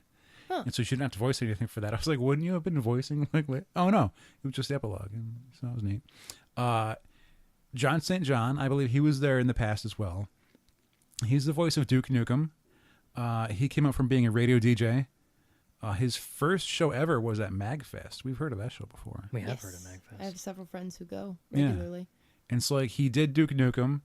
The game existed for years and years and years, and he, like, forgot about it. And then MagFest was like, "Hey, can you come to our convention?" He's like, "Why?" Because everyone loves you and Duke Nukem. And he's like, "Are you kidding me? Is this serious?" It was like... And he says flat out, he's like, "I'm lucky. I'm really lucky to have gotten this job and to get recognized." It's cool. He did the voice a bunch. He had, like, his little Duke where he interviews people with like, little Duke Nukem, like, on holding his own microphone, sitting on a rocket. It's like a cool camera. Why not? He, like, screws his camera onto the rocket, so it has, like, and, like, you see little Duke in the. It's neat, and, like, he interviews people, like, with the voice, and you know, it's silly, something that he definitely does not need to do, but he does it, and it's cool. He's going to have a convention on a yacht. I heard about that. With him and, like, some other voice actors, and you could go hang out with them, like... On a yacht? Yeah, doing excursions. It's like a cruise. That sounds expensive. Yeah, Probably. Yeah, and he thinks Radio Today really sucks. Yeah, he had a lot of comments about how It was really he ripped into radio for what it is now, but like opened a lot of people's eyes, and explained what the auditorium test was. What is the auditorium test? They take a bunch of people, put them on auditorium, make them sit there, and then play music for them for like 5 hours. They just play like 50 songs or whatever at a time. Then they go, "Have you heard this song? Do you like the song? This song sounds good." They play like 10 seconds of it or whatever, or like the hook, and then they move on. And like whatever gets the highest scores is what gets played on the actual radio. That's why you only hear the same rotation of like the same 20 songs all day long. They from these tests. good stuff. He's like, I used to have to conduct these myself. Hated it. That sounds terrible. Yep. Like I always assumed it was like a voting system based on the listeners, like calling in the songs they want Listeners. to listen. Who cares to. about the listeners? Wait, what? The longest ConnectiCon review ever. I think that's what I got for panels right now. Yeah. Yeah. Yep. And for some of the celebrity people, the voice actors was neat. There's easy access, to the celebrities. A lot of times you could just kind of walk up. There was times where Troy Baker's table was mobbed. There was times where Troy Baker was just kind of chilling. Yeah. It was good variety, good slew of celebrities you could go up and meet. I had a little bit of a, oh my God, how can you believe Sailor Moon's here? Me and my brother grew up on Sailor Moon. We'd watch Sailor Moon every day after school and then turn it off when Dragon Ball started. I told my friends that they'd kill me. I just didn't care. I still don't care for Dragon Ball. Dragon Ball Z, now we're talking. Okay. Regular Dragon Ball, not so much for me. That was close. I don't need Sailor Moon's at the bottom of that pile. Sailor Moon was my jam. Oh, Like me and my, it sounded like you just said. Oh no, he was watching Sailor Moon. yeah. Oh. Yeah, and then when Dragon Ball came on, he would be like, pass. Yeah. Oh, I misunderstood. I thought Yeah, you were yeah. saying you'd stop Sailor Moon for Dragon Ball. Right. A lot of people would Gotcha, probably gotcha. guess that, but I didn't really care for Dragon Ball so much. Apparently, it's surprising how much of a male audience Sailor Moon had. Well, fan service is a thing. Just saying. Did it have back then? Did it have much? though? Not to the extent that they have nowadays. I mean, when you can see full-on panty shots nowadays, it's Yeah, like, that's is that even fan service anymore? Yeah, just straight up. No one asked for that. So No, I I think like there to were s- people who asked for that. I wanted to see her relationship with Tuxedo Mask. I just wanted it to flourish. Yeah. Even the intro sounded sad somehow. Yeah. I mean, like when it goes into like her, and like she's like some princess or something, and she doesn't remember, or like third grade JR, excuse me, I almost said my real name, which I say all the time now. Third grade me was emotionally invested in that show. I will say that at least. That is actually another cosplay that's on the near future I for was wondering myself. if you were going to pick up a sailor at some point. So Allison and I have decided to do some sailors, and we want to get a group of sailor scouts together, but we also want to get a group of male sailor scouts together. So Mailer Scouts. the plan being to do like literally like a sailor, like a dude wearing just the cape is the color that it's supposed to be for the correct girl, but then like with the headband still or something. That's awesome. So we gotta get some guys recruited. So be on the Sailor board for that. Scouts. This isn't the Just first time you've tried to recruit us for this. Well, The get Wonder ready. Woman, the Wonderful Women episode had us as Amazons too, Ah. which hasn't happened. Well, you know how I like my lists. I've got a lot of cosplays on the list. But Sailor Scouts, it looks like we're going to make that happen for New York, as long as everything is copacetic and Dope. we can find fabric and whatever. Hopefully everyone So- got their tickets. I did. 2 weeks ago, last weekend, 2 weeks ago? I can't remember. I Open to got mine public. during the pre-sale, so like I don't even remember. Same. That's what's up. Yeah. Former buyers, we No get big them deal. pre-sale links. It is what it is. Verified. Yeah. So I had a handful of friends who, because they started releasing who was going to be there, what panels were going on. Yeah. Friends found out Critical Role was going to be there and suddenly lost their minds. funny how that works. Yeah, so a handful of friends were doing the whole, I'm going to try to get a ticket anyway. I'm not fan verified. I don't have anything Are lined they doing up. a show or is it just like A panel, I Okay. think. I don't know if they're doing like a live recording or if it's just a panel where they talk about stuff. I went to one at Man PAX Master should kill Unplugged. another character. I heard about that.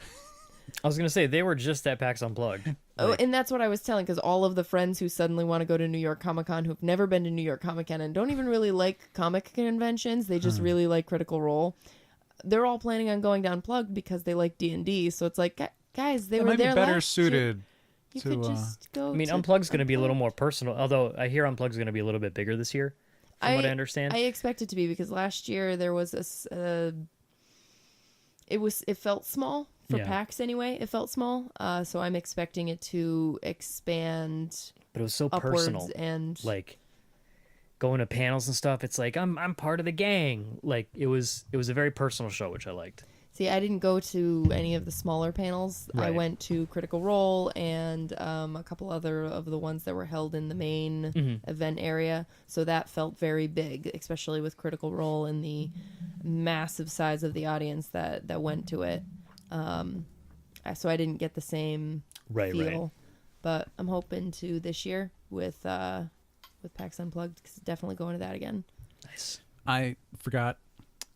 Friday, I believe, I saw some Steel Samurai playing, which was like this metal band that was at ConnectiCon. Of course. They played in the con on Friday, and then they were part of like the other thing, Convivial Fest. Convivial Fest, whatever you want to Yeah. call it. But they were playing like these really hard metal versions of video game themes. The most popular one I heard was they did a Mega Man at one point, but then they were purposely doing like really unheard of games, Mm-hmm. and they had at least like 4 other songs like I had never heard. But they're on the screen. They're playing like they're showing a video cap of the games that they're playing the music of, Right. and I hadn't heard of them. I think Ninja Gaiden came up once, and they would also mash them together. And I forgot how one started it, but like the Ghostbusters game popped in there for a second, and they played back into the. It was interesting. To say the least. I was taking pictures to be like to show my niece, like, look, female bassist.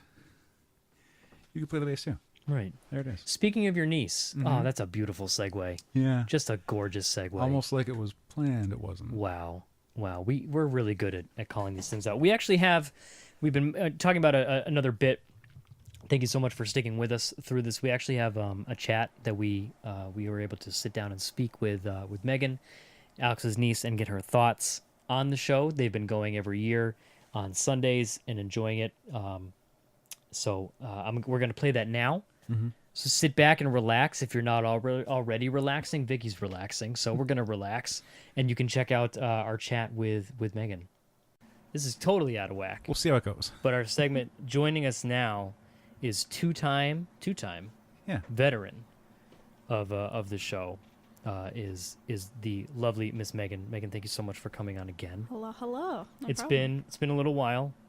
We've all grown, gotten a little wiser. Mm-hmm.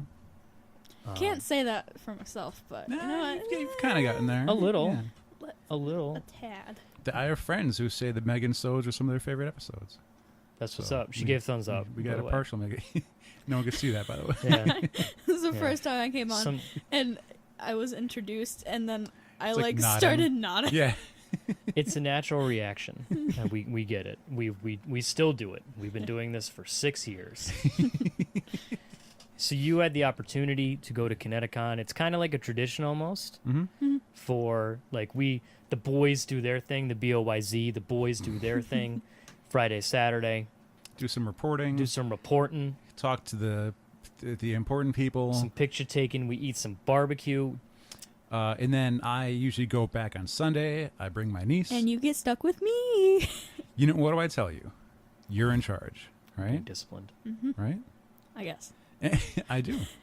Like, I tell her she can direct the flow. She leads. If she decides it's time for vendor hall, we go to vendor hall. If she decides it's time to play some games, we play some games.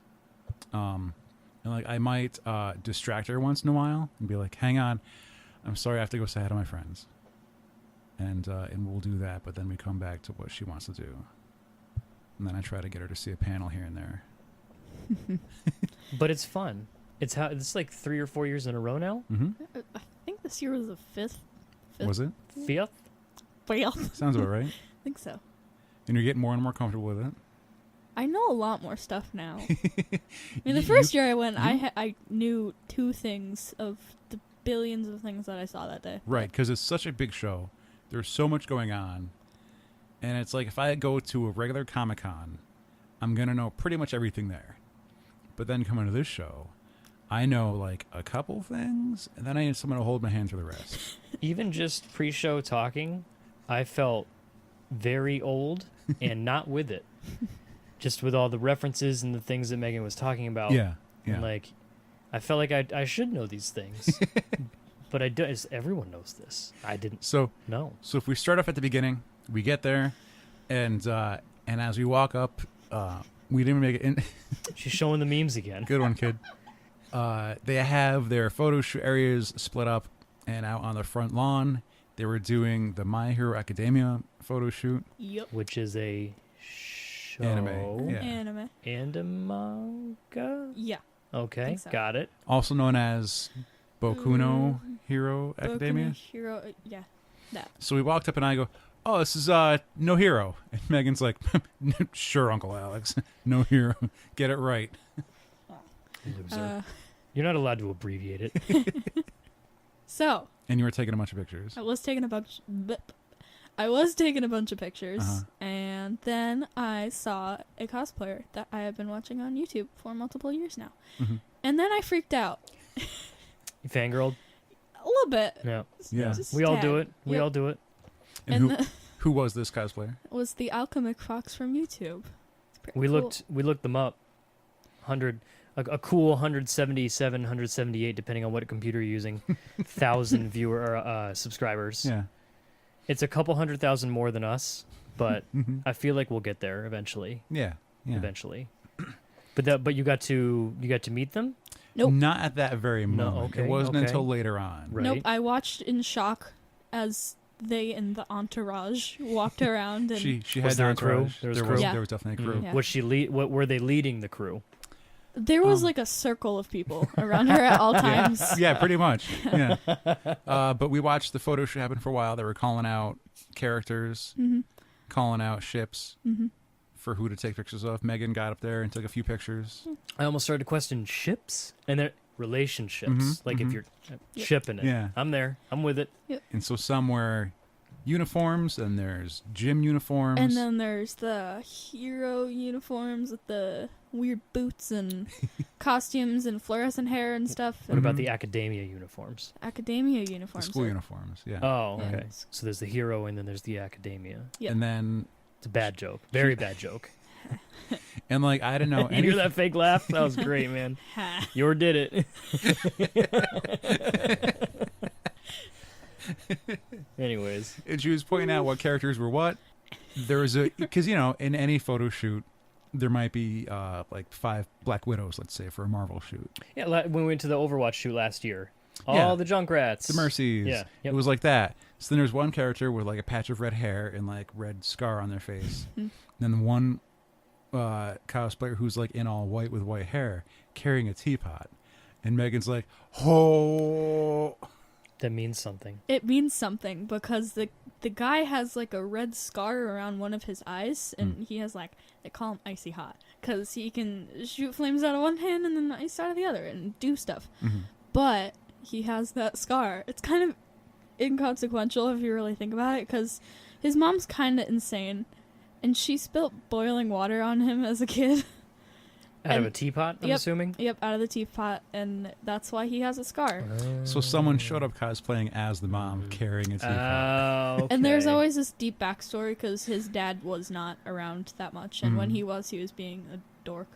So So then he locked the mother up, and long story short, they like almost never saw each other again, almost, right. because there was some visiting going So on. this was happening all day, Mhm. where I was lost, and Megan was politely explaining things to me. Yeah, I wouldn't say politely, but I'd Well, say I recognize maybe 1 in 10 cosplays at Mhm. ConnectiCon. That's the type of show it is. Towards the end of the day, a funny thing happened. We're walking through the aisles of the vendor hall, and Megan like stops and asks someone for a picture. And this lady poses, and Megan takes a picture. All I saw was like a black dress, purple hair, and a black sword. But this person was walking down the aisle like with a friend, like Mhm. another cosplaying friend. And it was kind of like, can you move out of the way so I could take a picture of the cool person? And so I'm like, Megan, what's that? And she goes, oh, she's from Future Diaries. Which is a show? anime. Anime? Okay. All I right. don't know if it was a manga as well, but it was really good. Yeah. For the most part. Everyone dies of it, so. Spoilers. Would not recommend getting attached to anyone. The person she like kind of shoved out like, excuse me, I don't need a picture of you, was a Wonder Woman. And like a pretty good one. Thing is, overall. I'm not trying to throw shade. Mhm. Not trying to. You can go to any other con, most likely see a decent Wonder Woman. ConnectiCon might be one of the only chances where you can see a Like maybe 2. what's her Oh, Future Diaries. Future What was the character's Future name? Diaries. You know? You know was the character? Yeah. You know Okay. the Future Diaries one. The Yeah. Future Diaries one. She Right. stabs everyone. Don't go near her. With her sword, I imagine. Yep. With her pokey. She's a little bit insane, but Hit a good pose too. Right, right. then I got a It's- selfie and you it know, was it's kind no- of scary. It's no disrespect to the Wonder Woman, I imagine. No disrespect You know, to the it's Wonder just I'm Like I just kind of like stepped around. you capitalized on the opportunity. Yeah. So let's come back to Alchemist Fox. Alchemist Fox. Alchemic. Alchemic. Alchemic. God, Have we're I been old. pronouncing We're it so wrong? old. The Alchemic Fox. No, I'm just putting words together in my own head. Okay. See, I'm like, what, you're not watching Botchamania? That's the only YouTube channel I know.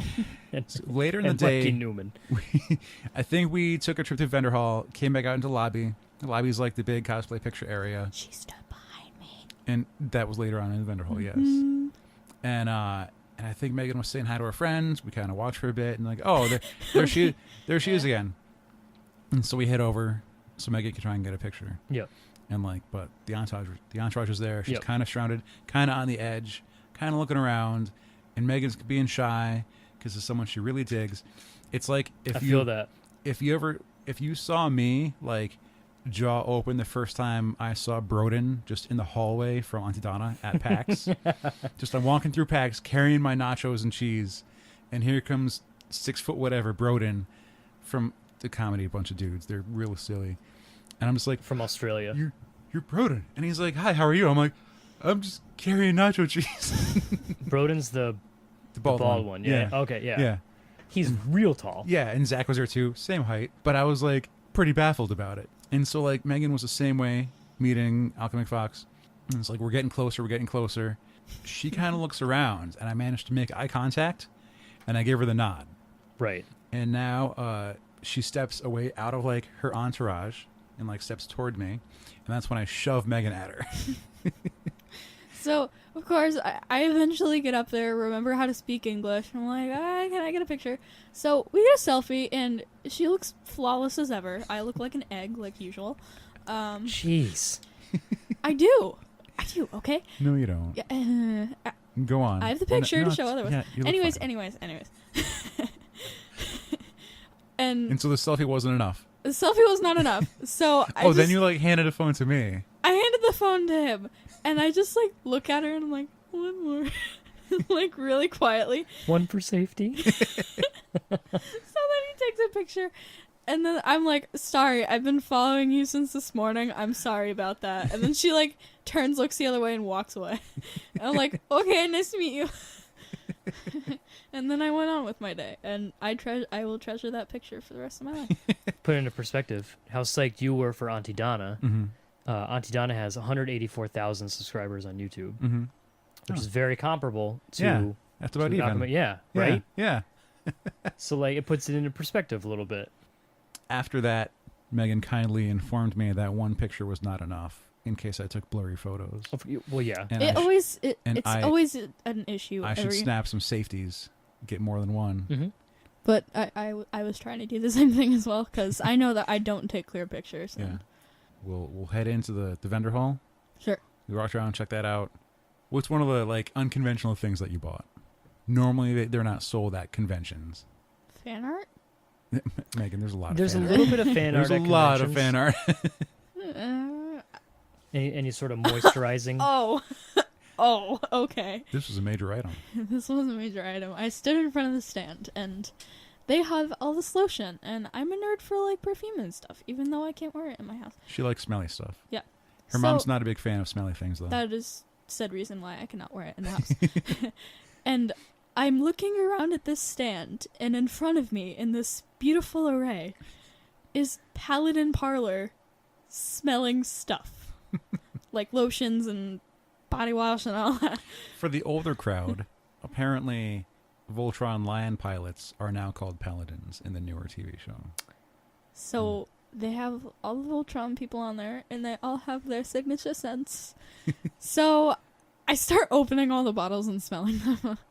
And then I had a what am I doing right now moment. And I was like, what is my life? am I really smelling Space Dad scented lotion? One was named Space Dad. Space Dad. Space Dad. And the person working the booth goes, "It smells like responsibility." Sounds like someone smells like someone who do their taxes. They pay their taxes on time. I was like, That's a good dad. I've never heard something that accurately described a smell. Yeah. But It's like that when you was can spot hear a on. picture. Like if someone posts a picture of the original like 90s X-Men. You can hear that picture. Oh yeah. Yeah. Or like my T-shirt of You have Megatron Right, yeah, the blaster. in the gun form. Yeah, you can hear the gun. You hear that? Yep. Yeah. So I got a Keith scented lotion, and I was. What does Keith smell like? Keith smells like. Is Keith a character? Or Yes, is Yeah. Keith is the Oh, character. okay. He's one It of the was. pilots. It was. Sorry, the, paladins. The thing was called Samurai. A mix of strawberries. Is he the red one? Yeah. Nailed it. And what you'd imagine, cigarettes, leather, and all that mixed together with cologne. But like You're it didn't- losing me a little It bit. didn't. See, it was. I bought it on a like kind of a spree, and I was like, you know what? Why not get this? So Yeah. it's And while she's buying it, like she's texting and taking pictures and showing a friend. And like apparently the friend wanted one, so then she also got Pidge as well. yeah. Pitch smells just like eucalyptus. I was a little. I was sad about that. And so while she's doing that, I was like, well, let me look and see what's here too. Because Megan was playing the why am I at a convention smelling lotions? And I was like, child, I've gone to New York Comic Con and bought fragrances too. I buy them Multiple times. I buy oils from Black Phoenix Alchemy Labs, in case anyone's familiar. I bought Hellboy. I smelled all the Hellboy line, stuck with just Hellboy, didn't want Abe Sapien, didn't want Liz Sherman. And then the next year they had Grendel. I smelled all the Grendel properties. And then you told me about the rant about all the Grendels. all of them. Sorry. I do that sometimes. But no, I get it. And so one of the ones that I found in the pile of lotions that was there, one was named Filler Episode. And I was like, We never had one of those. What does a filler episode smell like? And I'm like, I'm kind of surprised, like how much of a punch it has. I thought it'd be like a really boring smell, but it wasn't. I was impressed by that stand. Like they have their own website. Yeah. I would consider buying more stuff, even though you can't smell stuff virtually. So Right, it'd probably yeah. be a little bit hard Someday. to accomplish. By the name alone, get it as gifts. So that was neat. That was a neat purchase. Do you remember the name of the vendor? Bunnies and cream, I believe. That sounds about right. Yeah. And then sticking to the Voltron theme, nearby, it was later on, but there was another group of girls. Some of them were cosplaying.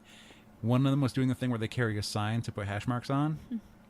Similar to we saw the Horde and Alliance one Right. on Saturday. Tons of check marks on both sides on that one. Oh yeah, it was pretty much even if I had to guess. Mm. And this one was like vote for Vote for favorite your ship. favorite Voltron ship. Yeah. So And they had like the combination names. So one was Cleef. Clance. No, Clance. Clance. Thank you. Is that Keith and Lance? Yep. I guessed. Yeah. I don't know Voltron. And that one had the most check marks. Yeah.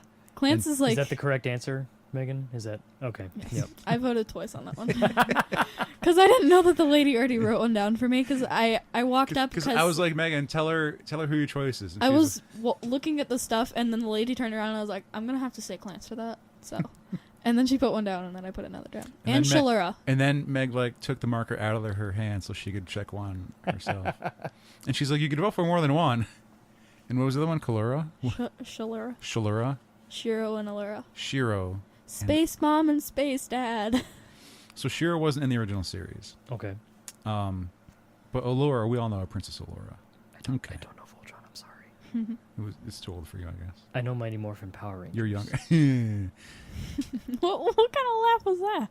That was a disappointed laugh. It was a I'm old laugh. Ah. Yeah, I realized my own age. And then I realized between the Horde and Alliance check tally board and like the ship tally board, next convention maybe I'll bring a how to tape your comic bags tally board. It's a Boston or something where Yeah. it's like comic Yeah. heavy. Are you a filthy sideways taper? Or do you tape them up and down like you're supposed to? Or do you do it the wrong way? Who'd you bought a Deku? Deku. Like from Both from are Link? wrong. Nope. Not from Link? We My Hero mentioned Academia. the Academia show. right. That one. MHA, that's what I call it. That would be easier to say. And what was it? What was the Dreams can become reality. And he's like throwing a fierce punch on there too. Nice. So that was Pretty some, rad. some It's fan good, art it's Megan good kind of picked up. punch. Pretty rad. Yeah. I got it. And that was like what you did you see that in a bigger size but you bought the smaller one? No. This is one of those things I where picked like it up from the table and I was like, yo, how much is this? how much this? How much are? Sometimes vendors have like Are different this? size prints and everything, and so that was a good Which price to brings get. us to the next thing. Yeah, you want to talk about that one? Sure. Okay. We were walking along, and Megan like stops, spins, and backs up, and she was looking at a piece of art, and I was like, "Oh, it's a Monica piece." And Megan's like, "It's Doki Doki, thanks." That would be cool. I've told Jared about like the fan theories or the game theory about the Doki Doki Literature Game Club. theory gets so deep. Sometimes too deep. Yeah. You told me he needs to relax a bit. And, He needs to sit down. He But needs to sit down and have a nice nap and like a cup of tea or something. 'cause- They had a cup of tea. Yeah. Nice relaxing tea. Megan wanted to check out one of these prints that had the 4 girls from the Literature Club game, and it looked really creepy. and I love it because it's beautiful. And then next to that was also a piece from Journey. Which has been my game since forever.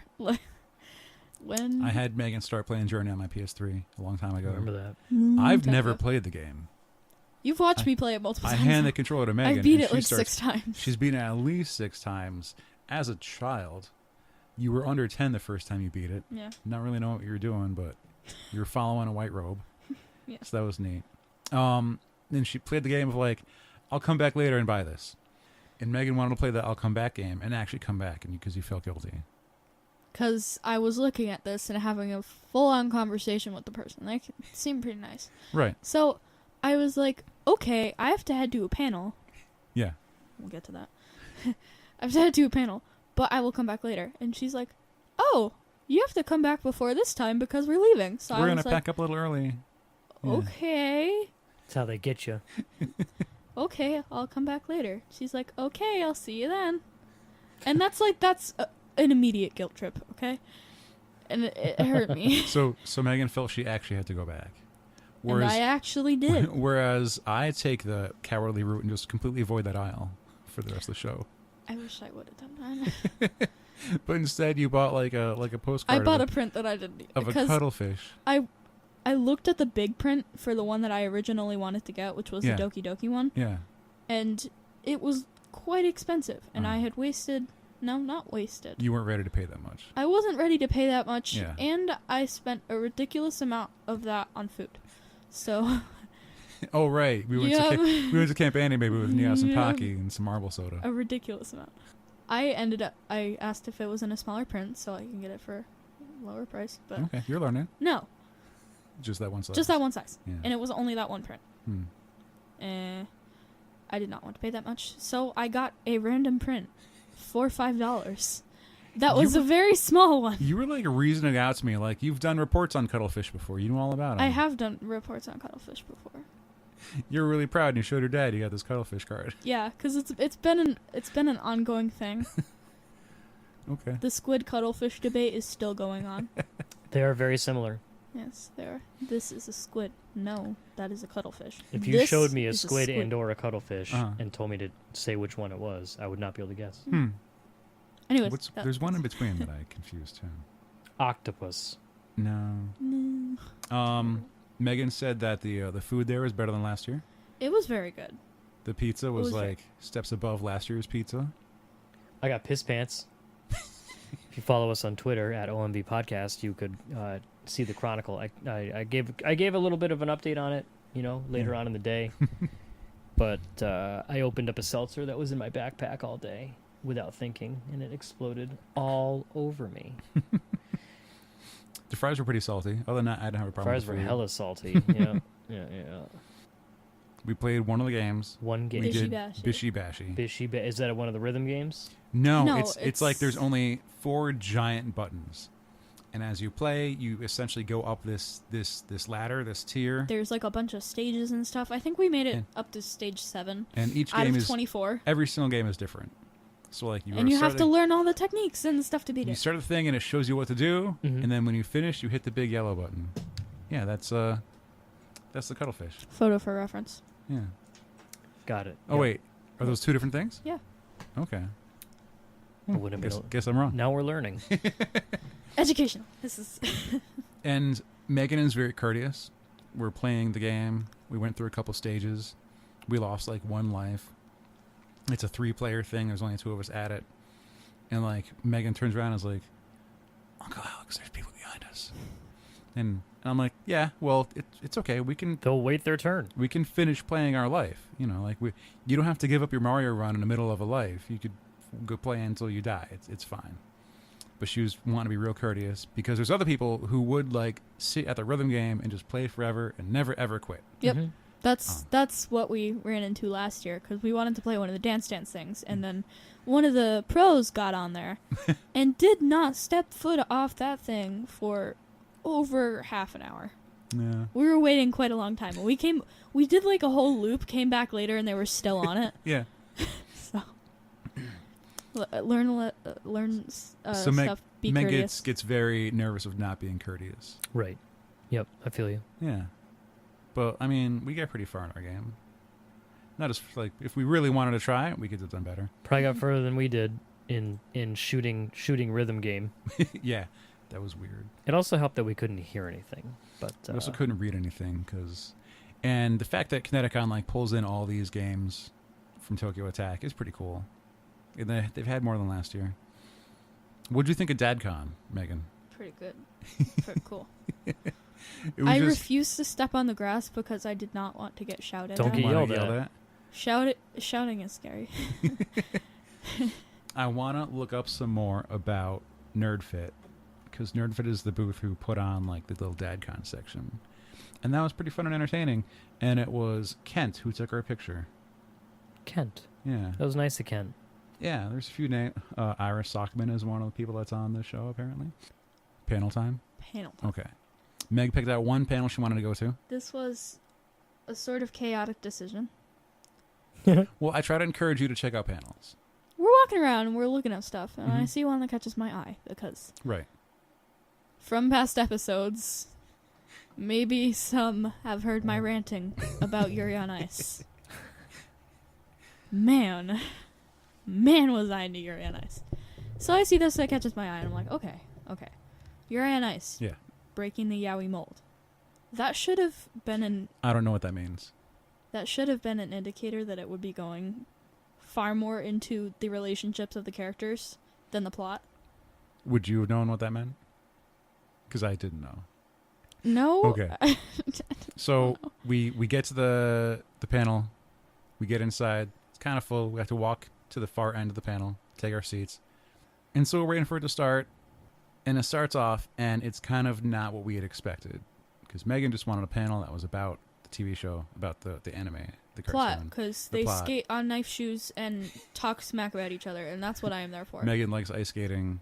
I am a figure skater, so I have a little bit of cred to talk about that, I guess. And that's not exactly what it started off to be about. We didn't hang out there for too long. We were there less than 10 minutes. It was very, we're going to analyze this from an LGBTQ perspective. Which is not what I expected originally about going its into relationships and how the panelists can share their opinions because of who they are, but they can't decide decisively this is what it is. This is just how they feel about it. And they went into some backgrounds, and Megan's like, we don't have to stay for this. And I was like, whatever you want. If you think it's going to change, well, I don't mind. I can hang out for it. And then Megan's like, I want to sneak out. it. But then I remember that we're sitting in the very back of the room on the opposite side, and we Mhm. cannot get out the doors on Mhm. our side, politely. So now we have to walk in front of the In screen. front of that's- everyone. Yep, in front of everyone. Yeah. Rudely. Yeah. In front of the screen where they're trying to project stuff, important stuff. That's part And of then open the very squeaky door that probably needs some WD-40. with karaoke going on outside. With karaoke going on outside. Man, that was, karaoke. It was But- interesting. Yeah, that's just a lesson that we could learn. maybe next time I'll look into what the panels are because I give a brief description, a little paragraph of like what it might be to explain it, or look up what the words that I don't know mean. I'd compare it to if you were going to go to a panel about Trigun and you want to hear more about like Vash, the human stampede, and his guns and everything, and then realize the entire panel is about the Bernardale Insurance Corporation and what Millie and Merrill have to do to collect their insurance claims and the policies and all that stuff. It's like, that's not why I came here. But you didn't know otherwise. Yeah. Or like But the health program offered by the Gung Ho Guns. What's their health insurance like? Are they union? I don't think they really have a good insurance plan. Probably not, I mean, one's missing considering an eye Kane and- just killed himself. Spoilers. Let's see. We did see an interesting thing. While you and I were there, JR, Yeah. at one point the National Guard recruitment booth was empty. Just no one was there. I saw two guys sitting there. We also saw the Army booth. The Army booth had their chin-up bar. Right. And they invite people to come Which do is chin-ups. always a good time It's- for people who can actually do chin-ups. So Meg and I are there, and we're hearing a commotion from 2 hours away. Let's go check out what this commotion is, because you're just hearing people go, oh, and like, Right. it's like what's going on? We get over there, and National Guard brought in one of those punching games. Oh, Where the that'll bag hangs that'll down, do you it. got to punch it, and you get a score rack up, and so like we're This hearing. guy was going ham on it. Like, I didn't crazy. Even, I didn't even hang around to see what was happening. I it's like- saw it's saw like, a oh, brief that's the moment noise. of it, and fists were flying. So And like there was a crowd blocking the aisle, watching this thing, people wanting to go do the thing, punch the thing. And then as like me and Meg are playing like okay, we saw it, let's bail now. Let's, go somewhere else. there's keychains to explore. There's one of the Army dudes just staring at the National Guard booth with a blank face. Like, oh, we brought our chin-up bar and we have no one. And these guys brought their punching game and they're flooded. Oof. So I guess we know who's going to have a punching game next year Yeah. from now on. I mean, it's brilliant. There's something I didn't buy. Megan told me she would have been mad at me if I did buy it. Oh. That. Yeah, because I kept going back to look at some of the dice.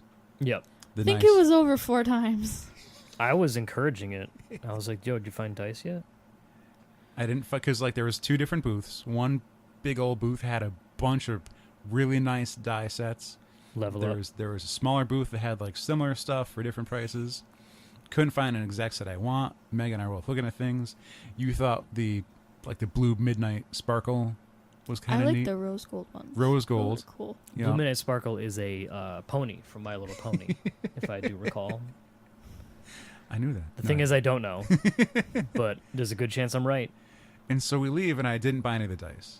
And Megan informs me that she would have been mad at me if I did. And I was like, really? Dice were like averaging around $90 Yeah. for Well, not a huge set of them. just the regular. Typically Do you 7. know 8 or how many so. Pop-Tarts you could buy? I do, actually. It's a lot of Pop-Tarts. It's a lot. It's Part of being it's not adult. the healthiest thing you can get, but Well, It's, like, it's not the worst. Because we all just have Cost standard polys, it's plastic, whatever. standard, just Yeah.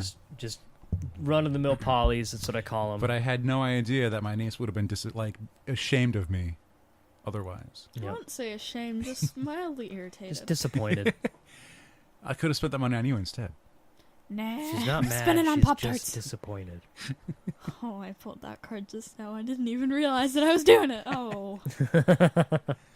Overall, what'd you think? How do you compare this year to like past years? I'm very glad that I've been tossed and more like sucked into more animes and Mm-hmm. shows and bands and all that, because I understand it a lot more, and Mhm. therefore I can enjoy it a lot more. We'd be at other shows. Like, we'd go to Camp Anime, and we'd hear someone saying something about their cosplay, and Megan would, like, borrow my phone to email herself.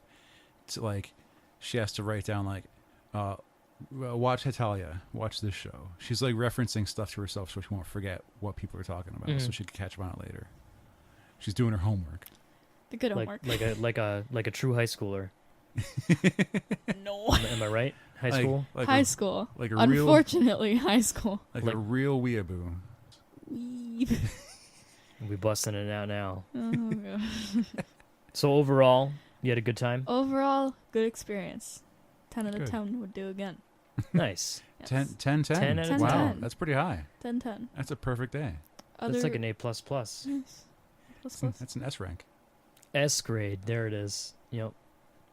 It's a game thing I don't I'm really know glad. about. I'm glad that you Ah. spent some money. I'm glad that you met famous people and Stalked famous people. stalked famous people. Hey, man, you still got to meet them. And she Got to be in the presence and like look at them. she ranked up like 40 new friends on her street pass. Yeah, Exactly. On her that was DS. That's what's awesome. up. It's just hella underrated. She's got to collect her puzzle pieces now. Comes free. She hasn't See, filled I out her don't know if puzzles I could yet. do that. I wasn't What? gonna say anything because you were What? gonna be really disappointed. I'm supposed to collect the puzzle pieces. As you meet them. Yeah, I was wondering about that. You can only do it 10 at a time. I've missed out on All of them? 49. Really? 49 plus puzzle pieces. So she would open the thing up and like say hi to everybody, and then put it away. And I was like, "Ain't you gonna get your puzzle Yeah. pieces?" Yeah. And she's like, I thought that I I'll could get go it back later." and do it later because like No, we're it's standing in the middle of 10 the people at hallway a time. with people rushing around us, and I wasn't just gonna be like, ah. It's addicting collecting those stupid puzzle pieces. And like they were getting more than one piece. Hmm. One Yeah, of, I one got, of them like, gave 14 her like pieces. like 10 pieces on one of them. That's crazy. That's great. I got But- half the puzzle from one person and then half the puzzle from another, so Mm-hmm. it's pretty rad. I was That's neat. impressed. I'm glad you had a good time. Yes, I'm glad too. Until next year, hopefully. Yeah. We'll see. She They cites. give updates on Terrificon though. 'Cause Okay. I'm going to be polluting Terrificon. You want to check out Trivica? Yeah. All right. It's coming up. Yep. About a month. Nice. Cosplaying as a mannequin head. Nice. That'll be great. They want to play the music too. Of course. I'm gonna bring around my melodica and play the Wii theme song. Like them millennials. Practice that melodica. Yep. Any final closing thoughts? ConnectiCon was rad. Cool. Looking Good. forward to other stuff. ConnectiCon was rad. Yeah. I'm sorry I interrupted you. Yes. Megan, thanks for coming on. I'm glad you had a really good time. Thank you for having me. And we'll talk anime soon. Sounds Yeah. good. We'll talk anime soon. We did it. Did it. Would that be the plural of it? Your did. War. We did it. We're is did. All right, so that was our chat with Megan. Hope everyone enjoyed that. Thank you so much, Megan, for joining us, talking with us. I'm so glad that she had a good time. I think she had a good time. We Yeah. recorded it a week ago. Mm-hmm. So I think she ended up saying, yes, I did have a good time. Vicky, thanks so much for sticking around for that. Of course. Yeah, you're a trooper. You're a trooper. Because we still had to do some grade. We should have got Megan's grade. We should have. We'll get that in post. I'll email her and ask her. Hit her up. Get what she her thinks. for a grade. Yep. Because we should probably wrap this up. Thank you again for listening for the last however long this is after all the edits. ConnectiCon 2018. I'm hard pressed to give a grade here. I'm hesitant. I feel like my grade is going to be biased based on my personal experiences. I mean, that's what the grade is, you know. It's all about how you. It's supposed to help how did they? Well, should I go to this con next year? Is it really that good? Like, Well, but if I feel someone's I'm gonna bad. I come- always grade high. If someone's going to come to compete, they'll know what it's like being a cosplay competitor. I now. mean, you didn't have a press badge. You can say whatever the fuck you want about it. It's true. If you thought the show was A+, whatever. It is what it is. I'm personally gonna probably go with around maybe a C plus for me. Just based, it was lacking in Super Art Fight, which was kind of a bummer. The karaoke could have been positioned better. Yeah. True. And some communications, where to find the press junket room, that was a little bit of a ordeal. But there were a lot of highlights: the panels, the talent available, the arcade, the vendor hall. So it's definitely leaning on the C+, B- side. I'm gonna up it a little bit. I convinced myself instead of C+, I'm gonna say C+, B- for me. B, solid B for me. Mm-hmm. Yeah. I did want to point out, I forgot earlier, I was explaining to Meg before we went, and I was like, so convention staff blue shirts, volunteers red shirts, and then convention building staff white shirts. Or black. I didn't see them very much. Yeah, okay, continue. It was more like Don't mind me. the button-up white shirts. All the workers were there like for the building, not so much for the convention event, but for the convention, the building. They were fantastic this year. I was really happy with them. They were super nice. And like you can tell they're all from the city, and yet here's all these weirdos walking in with all the costumes and just playing just for the audience that's showing up, and they're not batting an eye. They're just there to do their job and be friendly and helpful, and it was great. I saw one dude get a little bit irked, but that's because he almost got poked in the face by a Kirito sword that was on his back. Oh god. Kirito was walking by with his dual swords in his back holster. Yep. But they're at kind of a bad angle, and like one of the dudes was passing by and like almost caught one right in the face, and like kind of like winced, but then just moved on with his day. And I was like, he could have taken that a lot worse, but he's choosing to let it slide. And like, Kirito, you gotta watch where your sword handles go. Fix your swords. You gotta fix your swords. Watch out for those things. But the staff was fantastic. They were great. Props. Yeah, I actually the only real interaction I had with staff aside from the pleasantries passing by was there was one guy who was doing something in the upstairs hallway, and suddenly I just hear, "Oh damn!" Because I was walking by with like my sword and the hilt and like, just everything was very mighty, very They respected it. regal, and yeah, the fur roll and everything. So it was a really fun reaction. And then of course he wanted a picture, and we chatted a little bit. And he was, like you said, a local who was sort of absorbing everything that was going on. He's like, "This is so much fun. This is so exciting. Yeah. It's so interesting to see all you people and like what you're doing, and this is ridiculous." And then I told him I made it, and he like lost his mind. It's got to be different from working the boat show, you know? Yeah. Oh, Like what kind of audience walks in there and you got to deal with compared to A lot of Bunch of rich weirdos. old bunch dudes. of, and then like a bunch of teenagers just high on Pocky. And Do you have a grade, Vicky? So I am jealous that Alex went first because I was gonna go with a solid B. My number's an 85 because right in the middle, nice solid B. Kind of to the same points that you had expressed, JR, with Super Art Fight not being there was really, really upsetting, and that's where I'm gonna take away like 12 whole points. And the placement of the karaoke was really inconvenient, and that was sort of specific to me because I was running a panel down that hallway, and every single time the door opened, it created problems. And I like that they do the karaoke. It's a fun, interactive thing. yeah.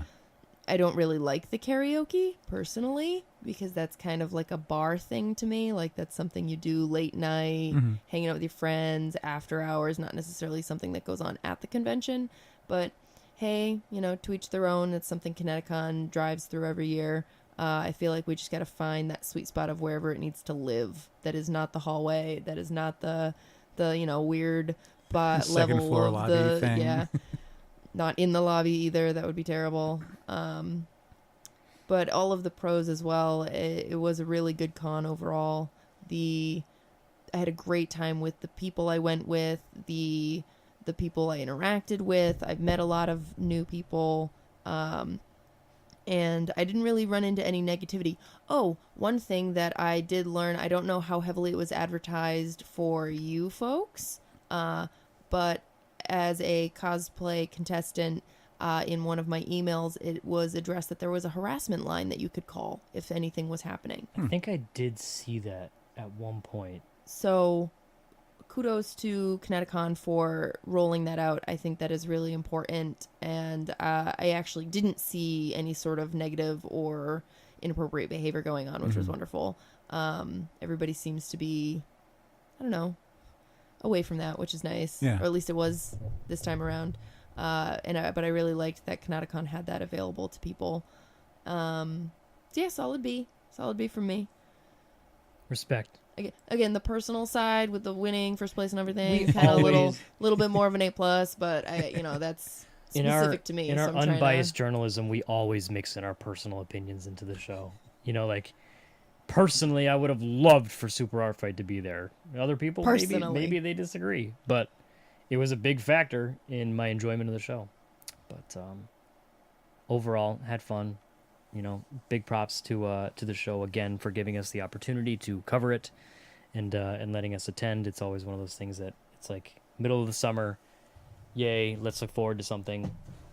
Kind of like it's our last con until New York in October, I believe, unless we decide to branch out. ConnectiCon's a staple for me. I go every year. Good job with that. I just bashed my hand. Bashed it. It's a staple. It's I was describing it this year as my summer vacation because I don't typically take vacations. I take long weekends for convention going. That's where all my vacation time goes.